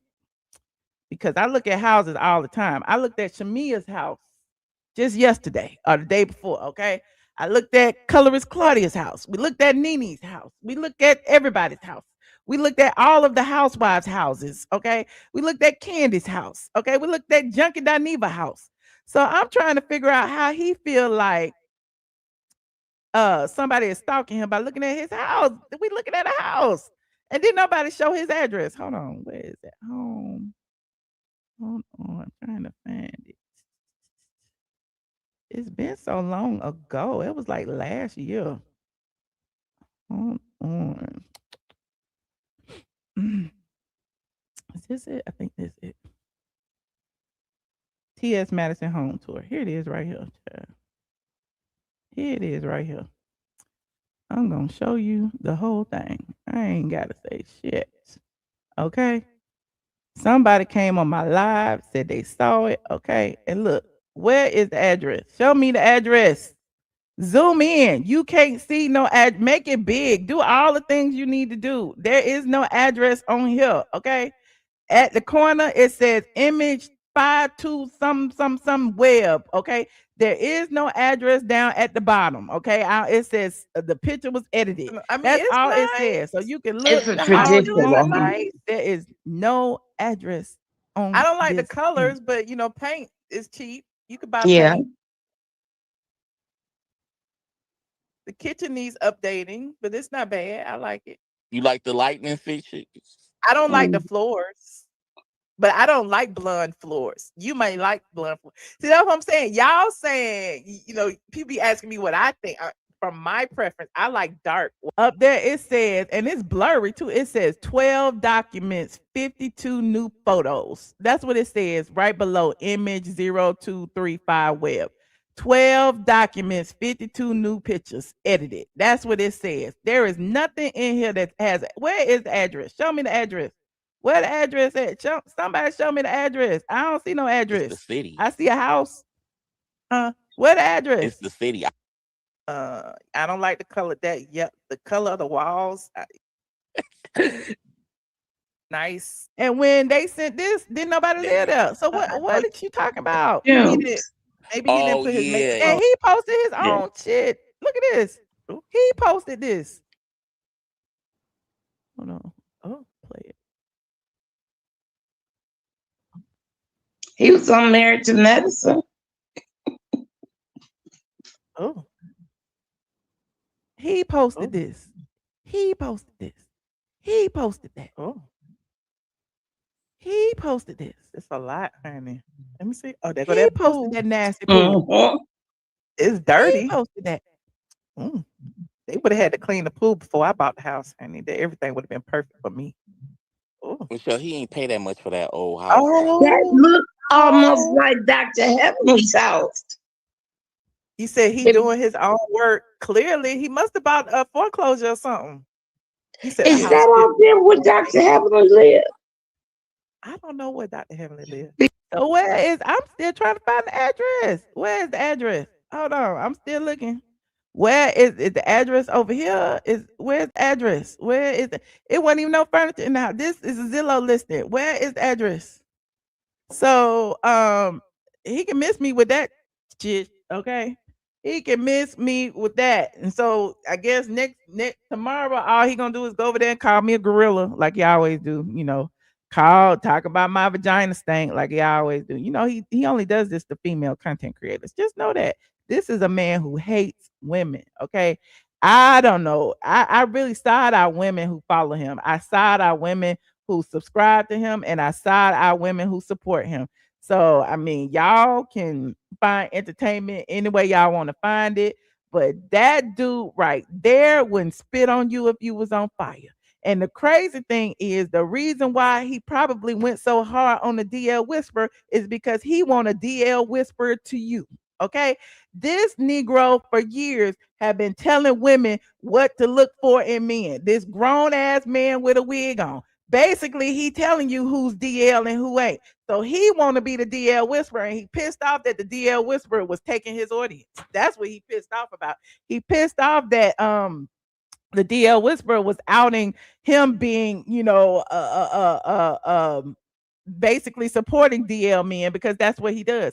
And the crazy thing on that DL on that Jason Lee show where they was rage baiting and they want all y'all to watch it because, you know, TS hates women, is TS went on there, said black women should be responsible for DL men, which is really insulting. Okay, and he knows it's insulting, but then on the same token, a few minutes later in the episode, he said something about he was people being his DMs and superstars being his DMs, and he ain't gonna say who, which means he's supporting the DL lifestyle himself.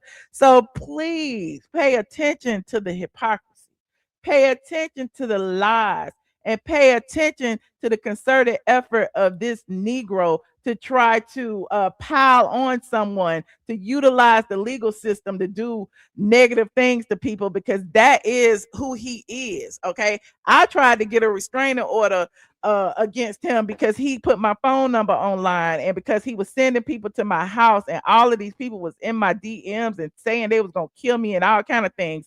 And yet I'm a woman and I couldn't do it. Okay, so how the hell did he get somebody who threatened him online after he didn't threaten people for years? How can he go in there, a whole ass grown ass nigga in a wig, and they support him, give him the support he needs, and grants permission for a permanent restraining order? That makes no sense. It makes no sense that they kept that boy in jail that long. It makes no sense that they granted a restraining order. It's people that damn shot people that got less time in jail than that. It's people that's been killed people that got out on bond. So I'm trying to figure out what the hell, whose penis did T.S. Madison suck for to get this done.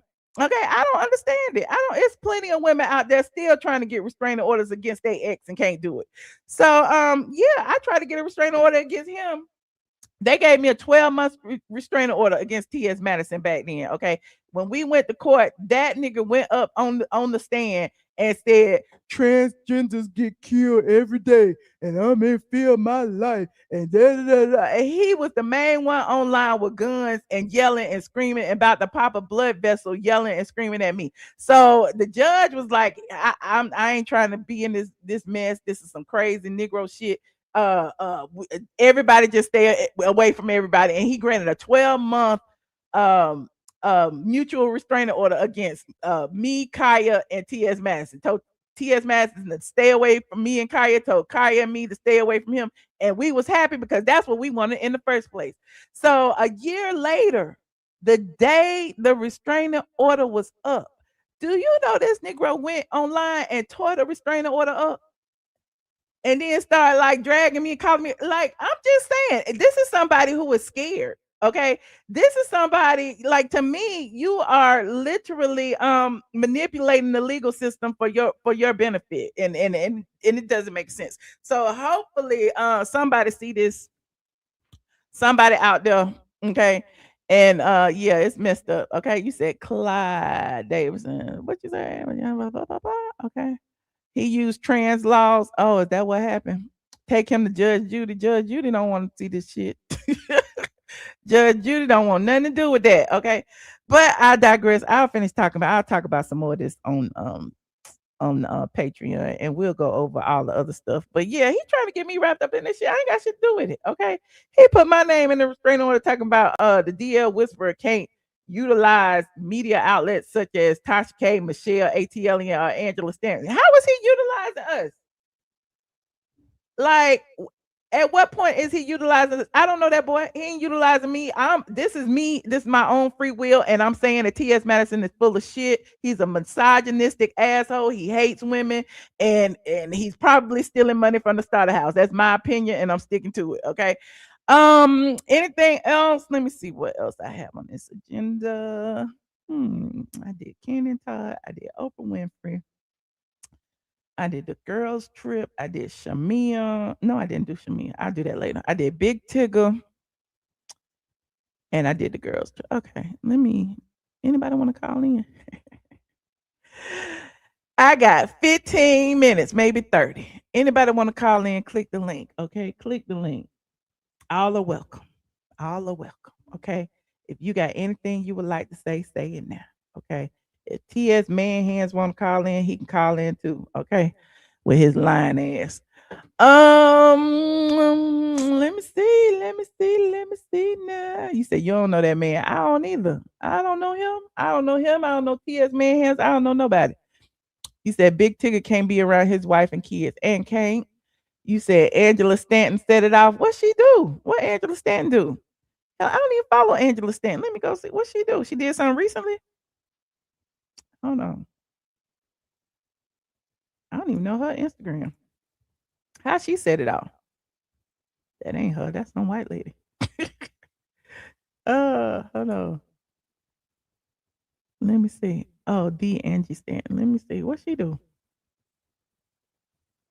Angela over there with them Caucasians. You can't tell me about God nor usher me into the ministry after hooking your friend up with my husband behind my back. What? What? Left him and will leave you. What? That's messy, Angela. Angela says somebody then hooked up with her husband behind her back. I don't know nothing about. That's what I'm saying. I don't know what's going on nobody's page. I don't know what's going on nobody's page. What is happening on Angela? Angela left her husband. You can't tell me about God nor usher me into the ministry after hooking your friend up with my husband behind my back. Lord, is that real? I don't know what's going on. She didn't elaborate. She said, I do not want to hear that shit. That's all she said. That was 14 hours ago. I don't know nothing. I don't know what Angela over here. Angela over here with the Caucasians, child. Let me see. Yeah, Angela over here with the Caucasians. I don't know what Angela doing. Anywho. Right. I don't know what's happening. What happened now, Angela? Wait a minute. Wait. Okay, I'm trying to see what she got in her stories.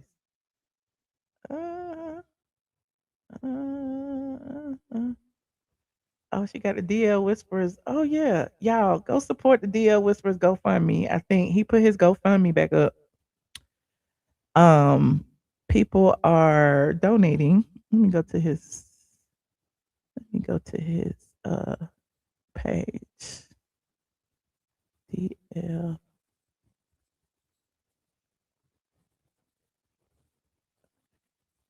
Hold on. Hold on.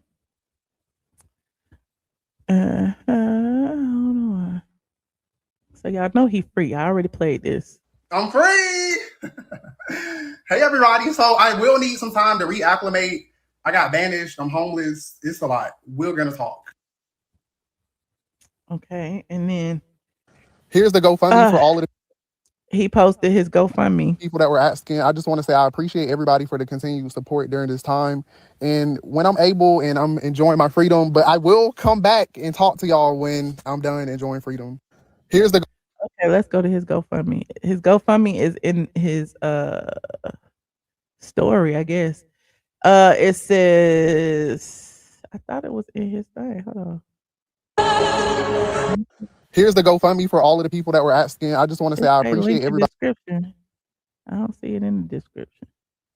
Let me see. GoFundMe. DL Whisper. Okay, here it is.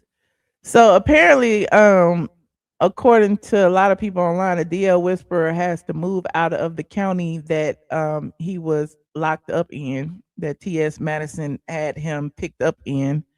And he has to move. I don't know what county it is, child, but he is still collecting money for his legal battle and his relocation. Now, TS Manhands had went on his platform and told people that all the money would go to him, and that basically stopped people from donating because didn't nobody want their money to go to TS Manhands. So he basically lied. He basically lied to y'all a lot on his channel. But there's that. But here is, yeah, he didn't raise $25,000. Okay. He's wants to raise 50. Okay. I will put the link in the description box after this video. And here it is now for anyone who would want to donate. I saw Angela Stanton. I think, hold on, let me see. I'm trying to see who had donated. Oh no. I thought I saw her name on there. See, oh, I'm so nosy.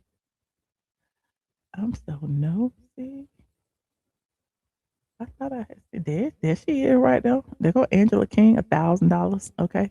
And then somebody came back and topped it with another $1,000. Okay, anonymously. An anonymous $1,000. There go another $1,000. Okay, there go a whole bunch of anonymous donations. So y'all can donate anonymously. You ain't got to put your name on there. But go and support the DL Whisperer in this situation, because it is very disgusting how somebody can abuse the legal system like TS Manhands did and basically destroy another person's life. I mean, that is his goal, is to destroy people's lives. He's done it. He continues to do it. He uses his platform to do it. He weaponizes his platform to do it. And yes, unfortunate that the DL Whisperer was on the other end of it. I've been on the end of it. Other people have been on the end of it. He does things behind the scenes, and yeah, it's horrible. So, he's not a good person. That is what it is. He's just not a good person. And people who do things like that, eventually they will get theirs. You just have to wait. Just have to be patient. You might not be there to see it. You might not be there to see it, but their downfall will be epic. Okay. Their downfall will be epic, because I do believe in karma. Okay. I don't believe in witchcraft and none of that stuff he be doing, but I do believe in karma, and my God don't play about me. Okay. You said Kandi just announced she is interviewing TS Manhands. I saw it, child. Good for Kandi and TS Manhands. I hope they read me too. Send me some more followers, child. I hope both Kandi and I hope he say my name again so I can send Kandi a cease and desist. I hope he lie over there the way he lied on Jason Lee. Okay. But anyway, don't nobody want to call in. I tried to stay until 2 hour mark, and I got 7 more minutes. If anybody would like to call in, click the link. We talked about a lot of things. We talked about Oprah, talking about Whitney Houston. We talked about Pat Houston responding. We talked about Kandi and Todd. We talked about the ultimate girls trip. We talked about the DL Whisperer being free. We talked about TS Manhands lying on me. We talked about a lot of things. Hold on, we have somebody in the bed. Hold on, let me see. Hello. Hey, Michelle. Hey, sweet tea, how you doing? Good. I'm driving home from work, and I just happened to catch your live. Oh Lord, you going in and out. Can you hear me? Lord, not you. Sweet tea. We can't hear you, sweet tea. Are you back in a few, Michelle? Okay. Okay. I'm gonna call now you back. We hear you. Now I can hear you. Oh, now she gone. Anybody else want to call in? The lines are open. You know, it's free speech around here. I don't mind people who disagree with me. Just be respectful, okay? Just be respectful. He also weaponizes his sexuality and his gender and does. Okay? He sits over there and he is a victim of everybody, and nobody is a victim of him. I don't understand that. Nobody is ever a victim of him. But he has done things to a lot of people. Y'all don't see that? The things that he does. You said Kandi break ties with him. I get yeah. Kandi a little messy too though. What he say on Jason Lee about me? Rewind, child. I don't want to talk about that no more. Look, type my name in the search bar, in the Ask AI, and they'll tell you what the timestamps are. I think it's towards the end, like that 1 hour and 40-minute mark. All right. I was trying to see if Sweet Tea was gonna call back. Thank you, Swirl Girl. I appreciate you, friend. Well, y'all like this video. Okay, y'all like this video. Subscribe if you are not subscribed. And let me see. I give her 3 more minutes, honey. 3 more minutes. You said where Dre at? Child, I don't know where Dre at. You gonna talk him up? You are going to talk him up. We're going to Patreon after this, y'all. So head over to Patreon. If you are not a member of my Patreon squad, you can be in the $5 and above tier. Okay. Patreon.com. I am ATLien. Hold on. We have Maisha on the line. Hey, Maisha, girl. Oh my God, I can't believe I got through. Michelle, you are really my favorite. I am good. You are so my favorite. I've been listening to you for years and years and years. You are that girl. You're that girl. And you be accurate. I can't believe I got on. I'm super juiced right now. But I just want to say you are amazing. You keep on keeping on. They gonna hate. People only hate up. So just remember that. They never hate unilaterally. They always hate up. And you are up. So it's all good. And thank you for doing what you do. And I keep trying to get on. Every time they be saying they be giving away the Patreon and stuff. Or not Patreon, but the group or whatever. Yeah, I'll be trying to get it. And for some reason I don't never do it right. But I'm gonna get it one day and I'm gonna try to subscribe because you are that girl. I really support you. Thank you so much. Thank you for calling. Okay. Bye-bye. All right. Bye. Shout out to the squad. You said TS is very vulgar and very nasty. And is. Shout out to Maisha for calling in, honey. Her bang was banging, honey. I live for it. And then people be trying to call me TS phobic because I call him a man. I call him a man because he is one and he calls me one. Okay. So why should I respect somebody who doesn't respect me? Explain that. I'm not transphobic. I am TS phobic. Okay. So anybody who I respect people who respect me. Okay. Dominique don't respect me. I don't respect him either. Okay.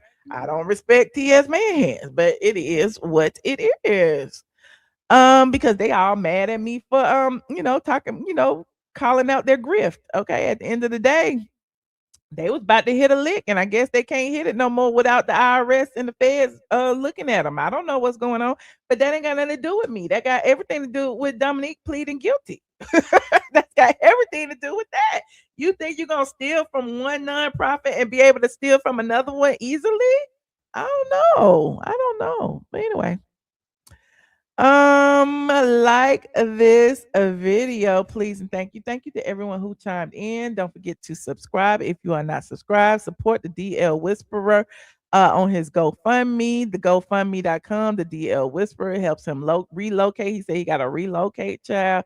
He has raised 25,000 out of the 50. And yeah, keep going. Hey, sweet tea, I'm gonna put you you still driving? I am, but I'm about to pull over. I'm pulling over in the Waffle House parking lot. So I can talk. But Oh if my you goodness. if you could talk safely, I could just hear your voice instead of Yeah, having you on the okay. screen. Okay. I'm actually look, my for some reason when I get on the interstate in that particular area, my phone always goes out. So I'm actually almost Oh, home. you good. But I know I you're can trying hear to you clear. yeah. And I know you're trying to get off of here. So I just wanted to I didn't want to keep you. But I did want to talk about Shamea. Can we talk about Shamea real quick? Yeah, go ahead. Okay. So this is the thing about Shamea. And this of all, a lot of people are saying that people hate Shamea. I don't think people hate Shamea. We don't have a reason to hate Shamea. I was one of those people that was rooting for Shamea last season. Beginning of the season, I was definitely rooting for her. I did think she was a little corny, and I was thinking to myself, if she was around me, she would kind of get on my nerves. But I still was like, okay, give her a chance. But a lot of people are saying, what did Shamea do? Tell you what she did. First of all, when they were in Nashville, we know she laughed at the comment that Portia made. Mm-hmm. She took no accountability for laughing. She took no accountability for it. Remember when Angela first talked to her about it, when Cynthia set them up in the room and she was like, I laugh at my uncle's funeral. That's just what I do. And Angela was like, well, I can see right now that you're not willing to have a serious conversation. And Shamea was like, well, I'm fine with that. I'm fine with that. And that's okay. Like she was totally okay with Angela being or feeling some kind of way about what was said and about her laughing about it. She was fine with it.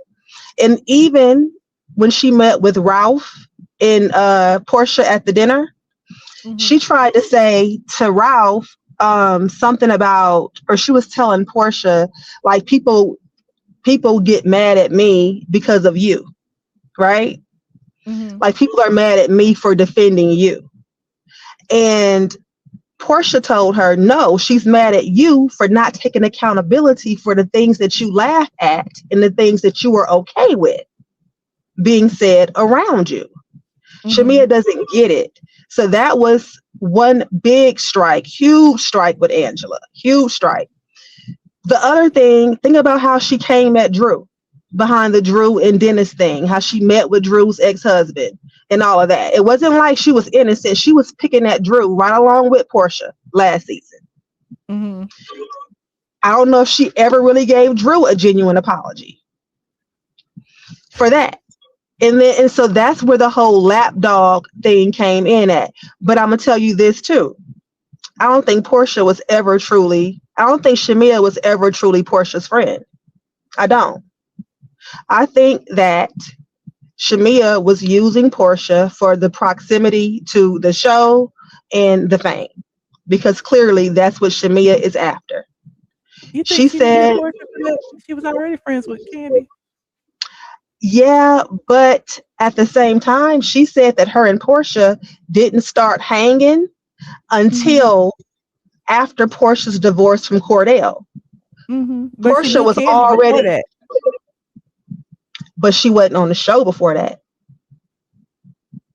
Okay. She was on the show as Portia's friend. Okay. She started hanging with Portia after her and Cordell split up. So that would have meant after Portia became a housewife. They were not like best friends hanging tight like that through college and stuff. I think they was hoeing. I disagree. Okay. I'm sorry. The reason I disagree is because I know Shamea's proximity to people in Atlanta. And whether she came on as Portia's friend, Candy's friend, Kenya's friend, whoever's friend, she was already known by the people because she was on the radio. She was host at the Falcons and Hawks games. Like it wasn't like she was just some random person that wanted to latch on to Portia to be on the show. I didn't see it that way. I don't necessarily think that it was just to be on the show. I think it was because of the life that Portia was living at that time. Because Portia was number one on the show. Yeah, but Portia was on the show. Portia had just divorced Cordell, which meant Portia was in them streets, right? Shamea had come out of an abusive marriage. So she was single and ready to mingle as well. So I think a lot of that was the bond. I think they did a lot of partying together and hanging out together. But Shamea also said that being on this show gives you clout, gives you relevance. So Shamea did want to be on Real Housewives. She said it gives you relevance. She wouldn't have had her Airwick commercial. She wouldn't have had her Wayfair commercial if it wasn't for that. And this was during an interview. And the lady who was interviewing her, she turned down a peach several times as well. That's what she's saying. No, I've said that before Shamea mentioned it. I've said it years ago. Well, and even, so years ago when she said that she first tested and Portia said something to her like, this might ruin our friendship or whatever the case was.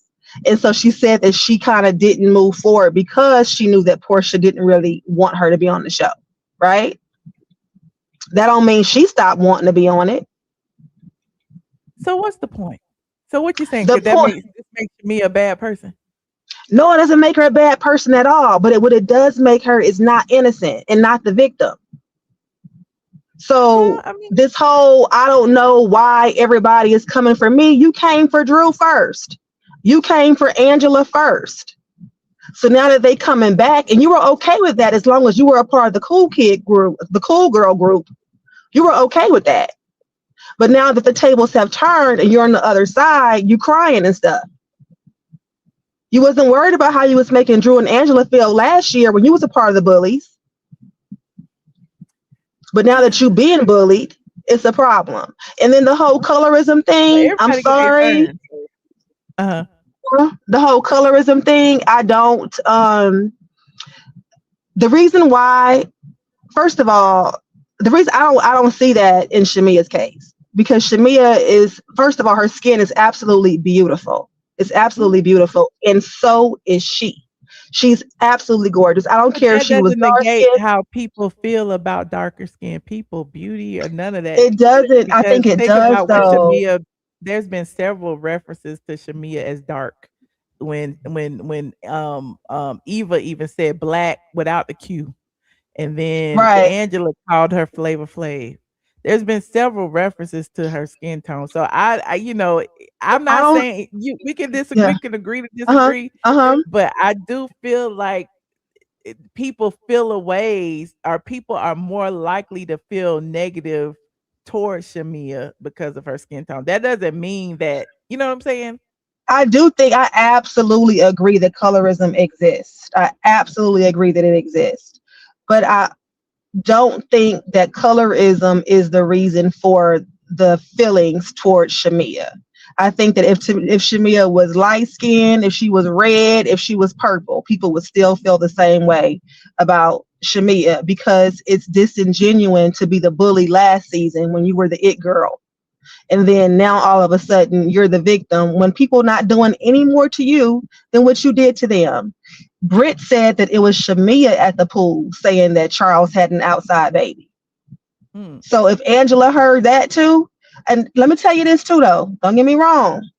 Angela keeps bringing up the Shamea and Portia thing because she knows it pisses Shamea off. She's absolutely rage baiting Shamea. And because if you watch it, Angela is always cool, calm, and collected when she's reading the girls. And Shamea gets immediately out of, like, she loses her cool immediately. And the neck starts rolling when she's talking to Angela. And you can just tell that she's very upset, right? And that's what Angela wants to do. That's what she's in. Shamea's feeding right into it. But how Shamea thought she was going to go a whole season without talking to Portia is ludicrous. When they spoke, they just were like just cordial. Yeah, but how is that going to happen? My thing is, why are they holding Shamea's feet to the fire about Portia's friendship and not holding Portia's feet to the fire about her friendship with Shamea? To me, it's a double standard. It's like, why? I mean, the topic is the topic, and the topic exists because of these two people, and they're trying to pit Right. these two people against each other or make one feel away or whatever. So why is it that Shamea is the only one to be held accountable for the friendship and not Portia? Well, If you're first gonna of all, ask Shamea those Shamea. questions, why not ask Portia the questions? Well, they did ask Portia, and Portia kind of shut it down too. But the difference is too is that Shamea the only one acting like she bothered. Like Shamea didn't invite Portia to her house. Portia invited Shamea to hers. So how does Shamea intend on going on with the how does she intend to be a cast member on this show along with Portia if they just not gonna talk? At some point, a conversation needs to be had, and we deserve for it to be had on camera. That's how I feel. Don't save it for after. Don't save it for the text messages that y'all don't want to discuss. Come on now. I just don't. Come on. Let me tell you this too. That's fine too. Michelle, one other point, and I'm going to leave you alone. And this is when it hit me that Shamea is playing victim and the colorism thing is not working. During an interview, she talked about being the dark-skinned cheerleader. Okay? She said that she was the token. This was the interview with Carlos King. Okay. When he asked her if she thought colorism played a part, before he could even get the sentence out of his mouth, she was saying, absolutely, absolutely. And then she went on to say that when she was a cheerleader, she would go places and they would be like, aren't you too dark to be a cheerleader? Somebody really asked you that? Aren't you too dark? I can see them saying something like, wow, people say stuff like, you're pretty for a dark-skinned girl. I've heard you're pretty for a black girl, as if a black girl couldn't be pretty. And I've also heard people and negate her experience though. No, we're not going to negate it, but I'm going to tell you where the victim and where the victimhood or the victim mentality comes in at. She said that, first of all, I don't believe that anyone ever said, aren't you too dark to be a cheerleader? I don't believe that. I can hear them saying, oh, I didn't know black girls cheered, or whatever, but I can't hear them saying, aren't you too dark to be a cheerleader? That would have got somebody punched in the freaking mouth. You know what I'm saying? Aren't you too dark? Like, really, Shamea? That's not even believable to me. But then she said that she would find herself being the token dark-skinned girl. They might have another black girl that was like your color, talking to Carlos. They might have a mixed girl. So if that's the case, you have three black girls on the squad. So is the caramel colored girl the token caramel colored girl? Is the mixed girl the token mixed girl? What makes her the token dark-skinned girl when there's three black girls on the squad? Black people come in a plethora of colors. They do. Has she been the only? Is the brunt of the backlash. Therein lies the colorism debate. There's colorism that lies within the black community. That doesn't there mean absolutely that is. Only comes from outside our community. It comes inside our community. So whether there absolutely dark and caramel complected, it's people that look down on people who are darker than them, whatever that shade is. So, but my question is, why is she the token dark-skinned girl? Why does she use that phrase when you have three black people? Like, if she was the only black person, I could hear her saying, I was the token black girl on the squad. But how are you the token dark-skinned girl when there's also a mixed girl and a caramel colored girl on there? Are they the token mixed girl and the token caramel girl too? It was when she said that, I'm like, oh, now she just want a problem. She just want to be the victim. Because we can agree. Yeah. Okay, on that part of it. Okay. But other than that, but at the end of the day though, I still think her heart is good. I don't think she has ill intentions. I think that she really was just trying to play the role and get on the show and turn up for the cameras. I really do believe that last season. I don't think the girl has a bad heart or a bad bone in her body. I don't. I really don't believe that. I just think that she is, and she said it herself, she was kind of green. She went from college to an abusive marriage to a marriage with a man that's 20 something years her senior. Where has she really, and even, don't get me wrong, she's experienced life. She works out, she goes to she does the hawk stuff and all of that. But as far as relationship maturity and her and Portia just getting together when Portia was in her absolute whole stage, that's when she become your best friend? Okay. Like, what's Well, really thank going you on? so much, All right, y'all. TT. Bye, everybody. I'm about to go home now. I'm gonna get out this All Waffle right. House parking Safe lot. now. Be safe now. Bye, y'all. All right. Bye. Hold My on. We own got Maisha. selfish Hey, Maisha. ambitions. They Welcome in in. the chat. They was like, call again because the guy was giving away a membership, but I don't know how to get it. Oh, you got to click the join button after that. After they give it away, Wait, I after they can't hear post you. it. Oh, of course I couldn't hear you in this part. You can't hear me. Hello, hello, hello. I can't hear you. Oh, hang up and call back. Okay. Hang up and call back. Call Okay. back. All right. That's StreamYard doing that again. Let me see. It's somebody else back here. They might not be able to hear me either. Hello? Hello, Hey, hello. Michelle, can you turn your volume up? You're coming in on mute for some reason. I mean, it's not me, it's StreamYard. You have to, because when there's already a person on the line Something for is some going on because reason, I cannot hear you. call back.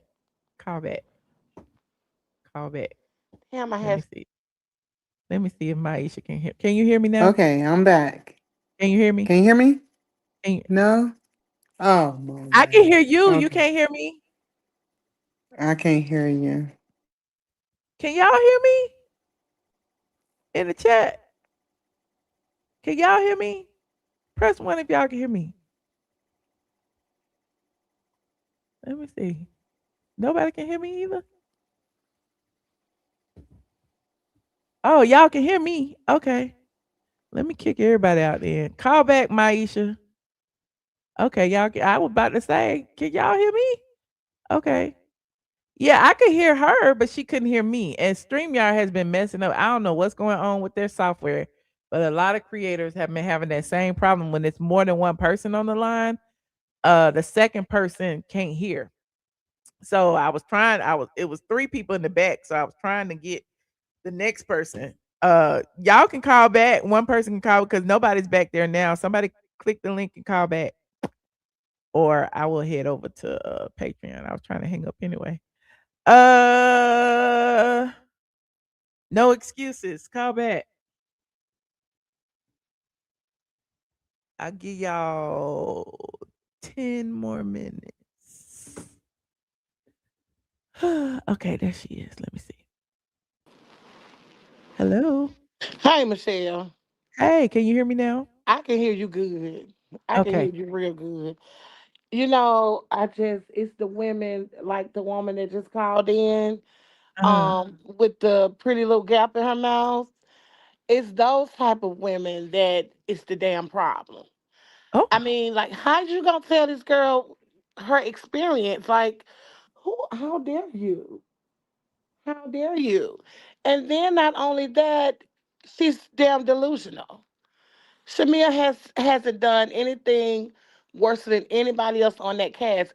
Last season, Portia told Angela that she would, you know what, with her husband. How low can you go? Mm, I mean, I agree. what are we talking about here? It's women like that because clearly she's a little brighter than Shamea. She don't know how hard it is. You've never even walked in those shoes before. Yeah, because And people think because it's 3 black women that the darker one might not have an issue because it's 3 black women, and that's not the way colorism works. Colorism is internal to the black community. So, people on the outside looking in, sometimes I don't know. I I don't can know. I I can just see the hate in her eyes. She's a part of that crew that has no reason why they dislike her. And mm. the answer and it's everywhere. You don't have I mean it's always the darker girl that gets hated for some reason. And I'm pretty sure she feels like she don't deserve what she have. And I'm pretty sure she's team Angela. You came for the girl marriage. You know, I'm just so the last girl just pissed me off so much. Like and It's then okay. We can all agree to disagree. I mean, no, I just no, think no, that no, no, no, eventually, no. What you're not gonna do is make it seem like this girl have not been in the game. She has, and then she has it all wrong. You think that Portia wants what she got? You need to go do some homework on Shamea. You gonna have to do your homework, baby. You got to do your homework.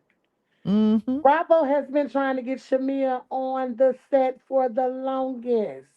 And the fact is, if she listened clearly and she watched last year's episodes, it was Portia that told Shamea, asked her, I think this is my lane. Let me just do Real Housewives. Let me just do that. You have enough. Shamea has downsized herself and down. I'm so sorry. She practically put her dreams on the back burner for the sake of that friendship. And it's only so much that you can do as a strong black woman, successful. It's only so much numbing down that you can do before the world knows who you are, because that's your gift. That's what God gave you. So they have it all wrong. All they have to Yeah. do is just go back. Just go back for a second. Look at her I just resume. remember when Portia refused to go to her wedding because she was mad or jealous or whatever when they went to Kenya or wherever she had her wedding at, and Kandi and all of those people was there, and Portia was a no show because she said she couldn't fly because she might have an aneurysm or something. I don't know what it was, but yeah. Yes, she. You know what? For so long, Shamea did everything she could to salvage that relationship, but it was one sided. It was one side. It's like how many jobs do I have to turn down to make you happy? How much do I have to keep myself as your lapdog? And because that's what they were calling her, and Portia was okay with it. Portia never stopped anyone from calling her a lapdog. She enjoyed it. So how long do I have to put myself in the background for you, friend? Why can't we shine together? Yeah. Portia was never down with shining with her together. Yeah. And that's what it gave me last season. I don't know if anybody caught it, but Shamea was literally trying to do everything for Portia's approval. And then she was kind of shocked, the same way she was shocked about that K. Michelle statement this last episode. She was kind of shocked when her and Portia went and had that talk at lunch, and some things had been said off outside of the cameras. And then she Right. came to the cameras, and Portia was like indifferent or whatever, and she felt the ways, and then she kind of knew then that what was up. But yeah, I agree. Yeah, and the sad part about it is the colorism started with the friendship. Portia doesn't think that Shamea is housewife material when it comes to looks. She's not like the big boobs and the. If you can look at all of the work that Portia has had, um, she's effortlessly beautiful. You know, but to think that this girl hasn't been in the game and has been in the circle, you have to do your homework. She is that girl. She has been that girl. They did NeNe the same way. The only difference is with NeNe, she came straight from the bottom up. But Shamea has been in the circle for quite some time. She didn't get in the circle by opening up her legs. They want to put all these bad stigmas on her. And the Yeah. truth is hard to swallow with these girls. If they just pay attention to the facts, Yeah. if they can because I think a lot of them are like kind of delusional.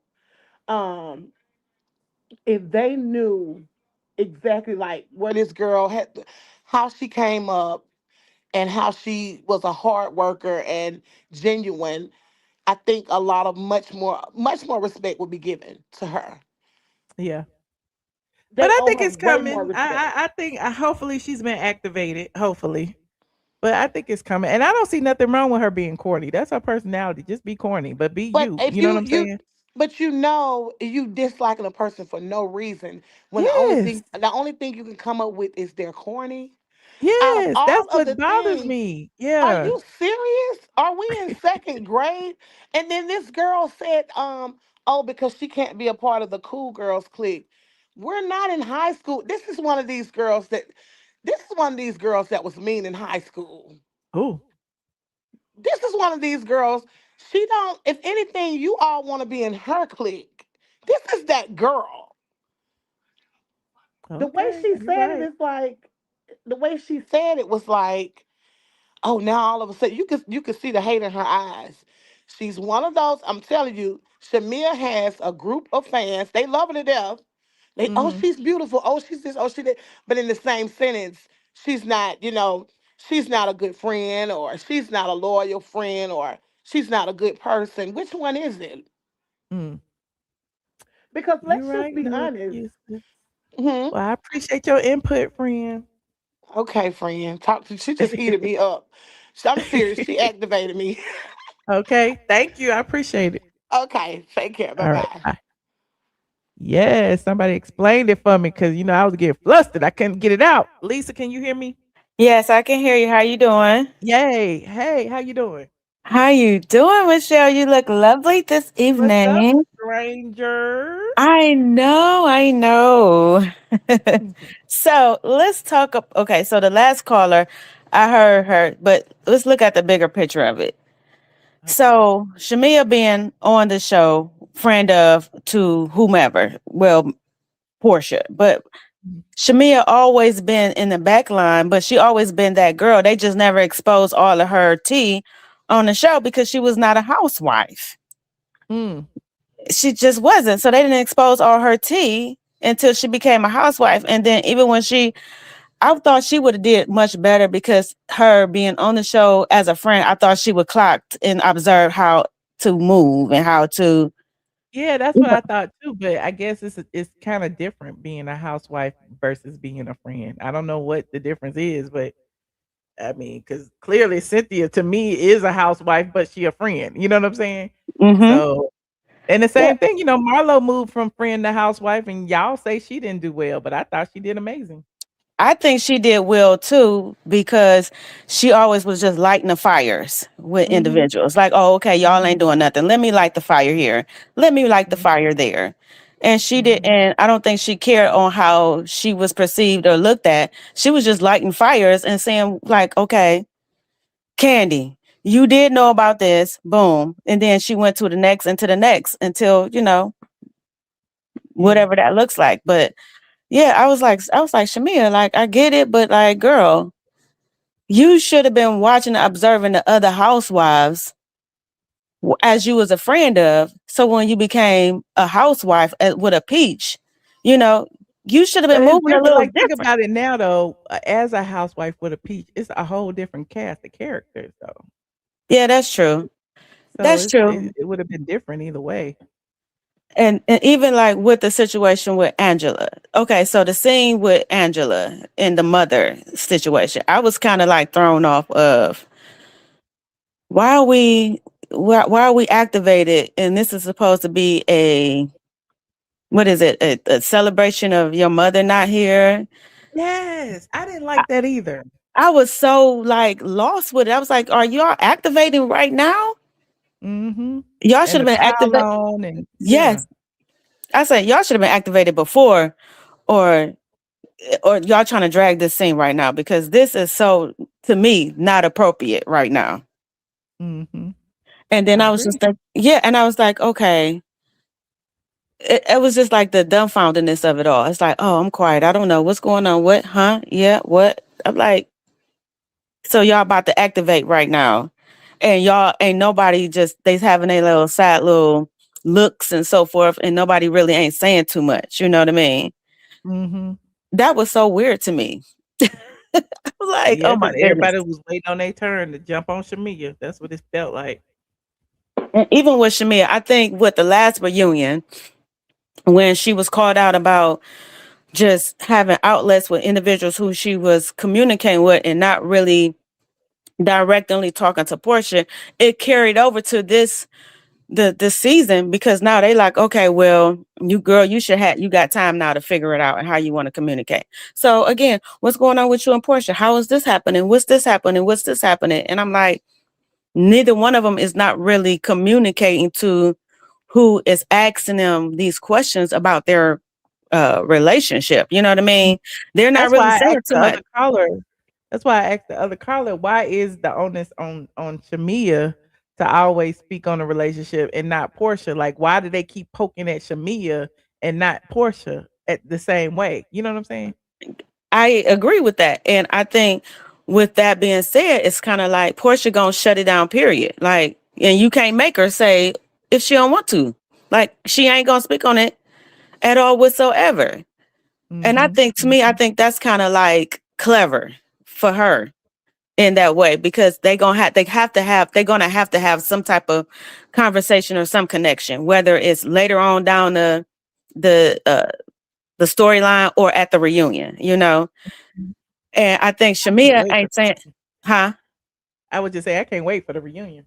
I can't either. I'm excited about it. I'm more excited about the reunion than the rest of this long drawn out story. And with Angela, I'm just like, I like Angela though. Like, she read the people, but I'm confused. Like, you throwing out, I don't know what her extended drawn out situation with Shamea is, right? If she you accuse her of screwing the Falcons and the other players, and you accused her of this and that, and whether it's true or not, you have no proof or nothing, right? But my thing is, I don't even know the beef between them. I don't know if it's because Shamea ain't putting all her business out about Portia, or I don't know what that beef is. You see what I'm saying? It can't be the fact that she laughed last season because her best friend at that time said she can fuck. I'm sorry, excuse me. She can do her husband. I don't know if that's a weak it seems like a storyline. bit much for her to be mad at, because That's it's weak. It's real weak. I agree.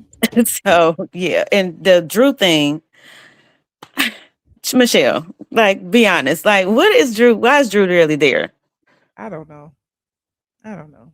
But you know what? Drew has been there for almost a long time. But she's been coasting. It's like, but why is she there? I don't know. Absolutely, she's been coasting. She almost. I'm not blaming, like, because she's an actress, but I'm just thinking, like, I wonder if she just pivot how she pivot based off of how she see the other housewives move and how she can emulate certain things and kind of get by without putting a lot of work in. Because to me, it's weird. Like, you done got into it with Portia, you done got into it with Drew, you done got into it with K. Michelle, you done got into it with all these people, and it seemed like it fall flat. Yeah. It's weird to me. Like, even at the reunion when she was throwing, like, I don't know what she throwing like props, and I was like, you so corny. Like, you playing like what? I don't understand. I don't get it. The grammar, the this, the that. Yeah. That was so weird. Did you not understand? Like, okay, girl. I don't know. But anyway, Lisa, I appreciate you, friend. And look, we weren't even talking about Housewives. I don't even know how we started talking about Shamea, because the Housewives wasn't even on topic today. It wasn't. We talked about girls trip and a whole bunch of other stuff, but I do appreciate y'all It don't bringing up the Shamea of it all. But the girls trip, it doesn't say exactly when it's supposed to air. August 9th. I am excited to see NeNe, even if it's just like a cameo portions of it. Yeah. I would love to see her. I have a question for you. Have you even seen, like, or her and Carlos skits or bits or whatever? Have you been a part of that at all? No, no. I know a bunch of the squad have attended their events in Houston. Like Houston Foodie did a recap. Mr. Motivation went. A lot of people have gone. Radiance went. And so, yeah, I mean, most of them go, because they want to meet NeNe. Not to shade Carlos, but it's the truth, though. It is. Yeah, it's not no shade, but it's the truth. Yeah. Let's be clear. He wanted to do something with her. Mm-hmm. I'm not trying to be mad, but it's the truth. Yeah. All right, well, I'm gonna go back in the chat. Michelle, love you, mama. All right. Thank you, Lisa. Good to hear from you again. You too, ma'am. Bye-bye. Bye. Shout out to Lisa. Now, before I go, no, I was about to hang up on y'all. I wanted to I had got the ratings while we was talking. You know, ratings wasn't even on the agenda. I normally would come back tomorrow, but we did get the ratings, and here they are. Okay. The live ratings for the glow up cost, they went up a tad. Okay. Last week it was 520,000 people tuned in live to watch the Real Housewives of Atlanta. This week, which the show was a little bit better, they got 550,000. Now it's still bad. Like, no shade. The ratings are still bad, but at least the show is entertaining. So I guess those of us who watch are watching, but the overall the world isn't watching, the nation isn't watching. And yeah, it went up how many? It went up 30,000. It went up 30,000 from the week before. Now, what's also interesting in this list is we also have the next titles for the next 3 episodes. There's only 3 more episodes left in the season, and the last 2 are the reunion. So the season has a total of 15 episodes. The next episodes will be called Kilts, Chaos, and Reeds. That's when they are headed to Scotland. The next is called Highland Games and Explosive Claims. I think that's the one that's going to be talking about, Portia and Shamea, I guess, explosive claims about their mothers. And 15, the finale episodes will be called Walking the Dead. Now, I don't know why they named it Walking the Dead, but it's going to be called Walking the Dead. Okay. 16 and 17, I'm assuming those are the reunion part 1 and part 2. So I guess they're only going to have 2 parts of the reunion, I'm assuming, because it says July 26th and August 2nd. And as I told you before, the Real Housewives Ultimate Girls Trip airs on August 9th, which is the week after that. So we shall see. I guess that those 2 be announced are the reunion, and I'm just assuming. So it's good to see, the names of the episodes, but Waking the Dead, not Walking the Dead. I'm sorry, Waking the Dead. Even with that, I don't like that title. What that mean? Who is waking up from the dead, child? But anyway, what y'all think about the ratings being 550,000 live ratings? I know both of y'all gonna be like, well, we watching on Peacock anyway, and we ain't got no money, and we this and we that. But at the end of the day, y'all gotta pay for Peacock. Y'all paying for something. So I don't know why y'all don't watch it live. Did y'all still be live tweeting like they used to do back in the day? That used to really push the ratings up, because we used to be all together at 8 o'clock on Sunday. All of us would get on Twitter and we would all be talking about the housewives, and it was fun. Okay. I don't know what they do now, if they still do it, but I stopped doing it a while ago. Okay. I was the leader of the RHOA on Twitter. I think I invented the hashtag.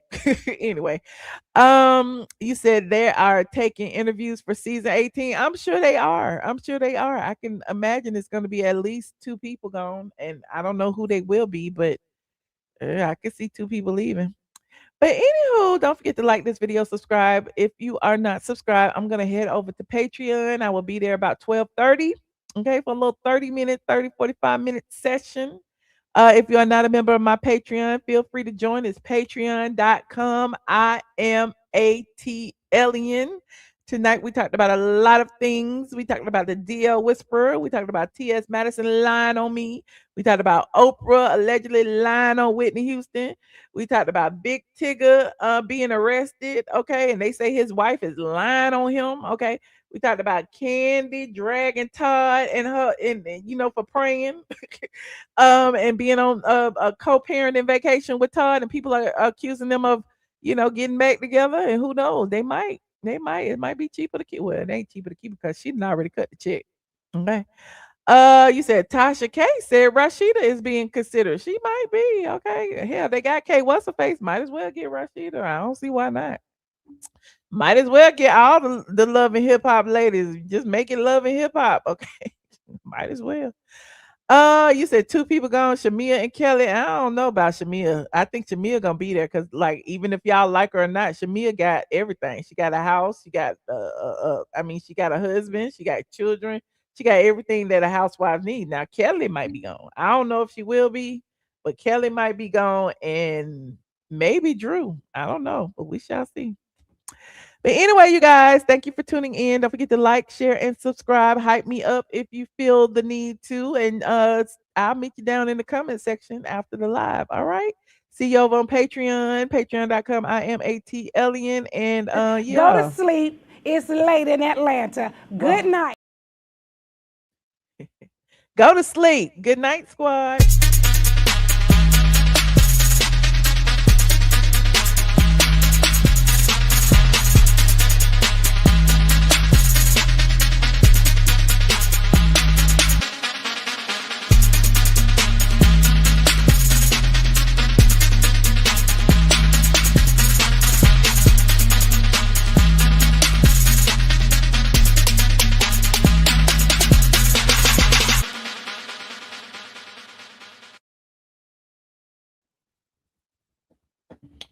Oh, I'm still here. Damn.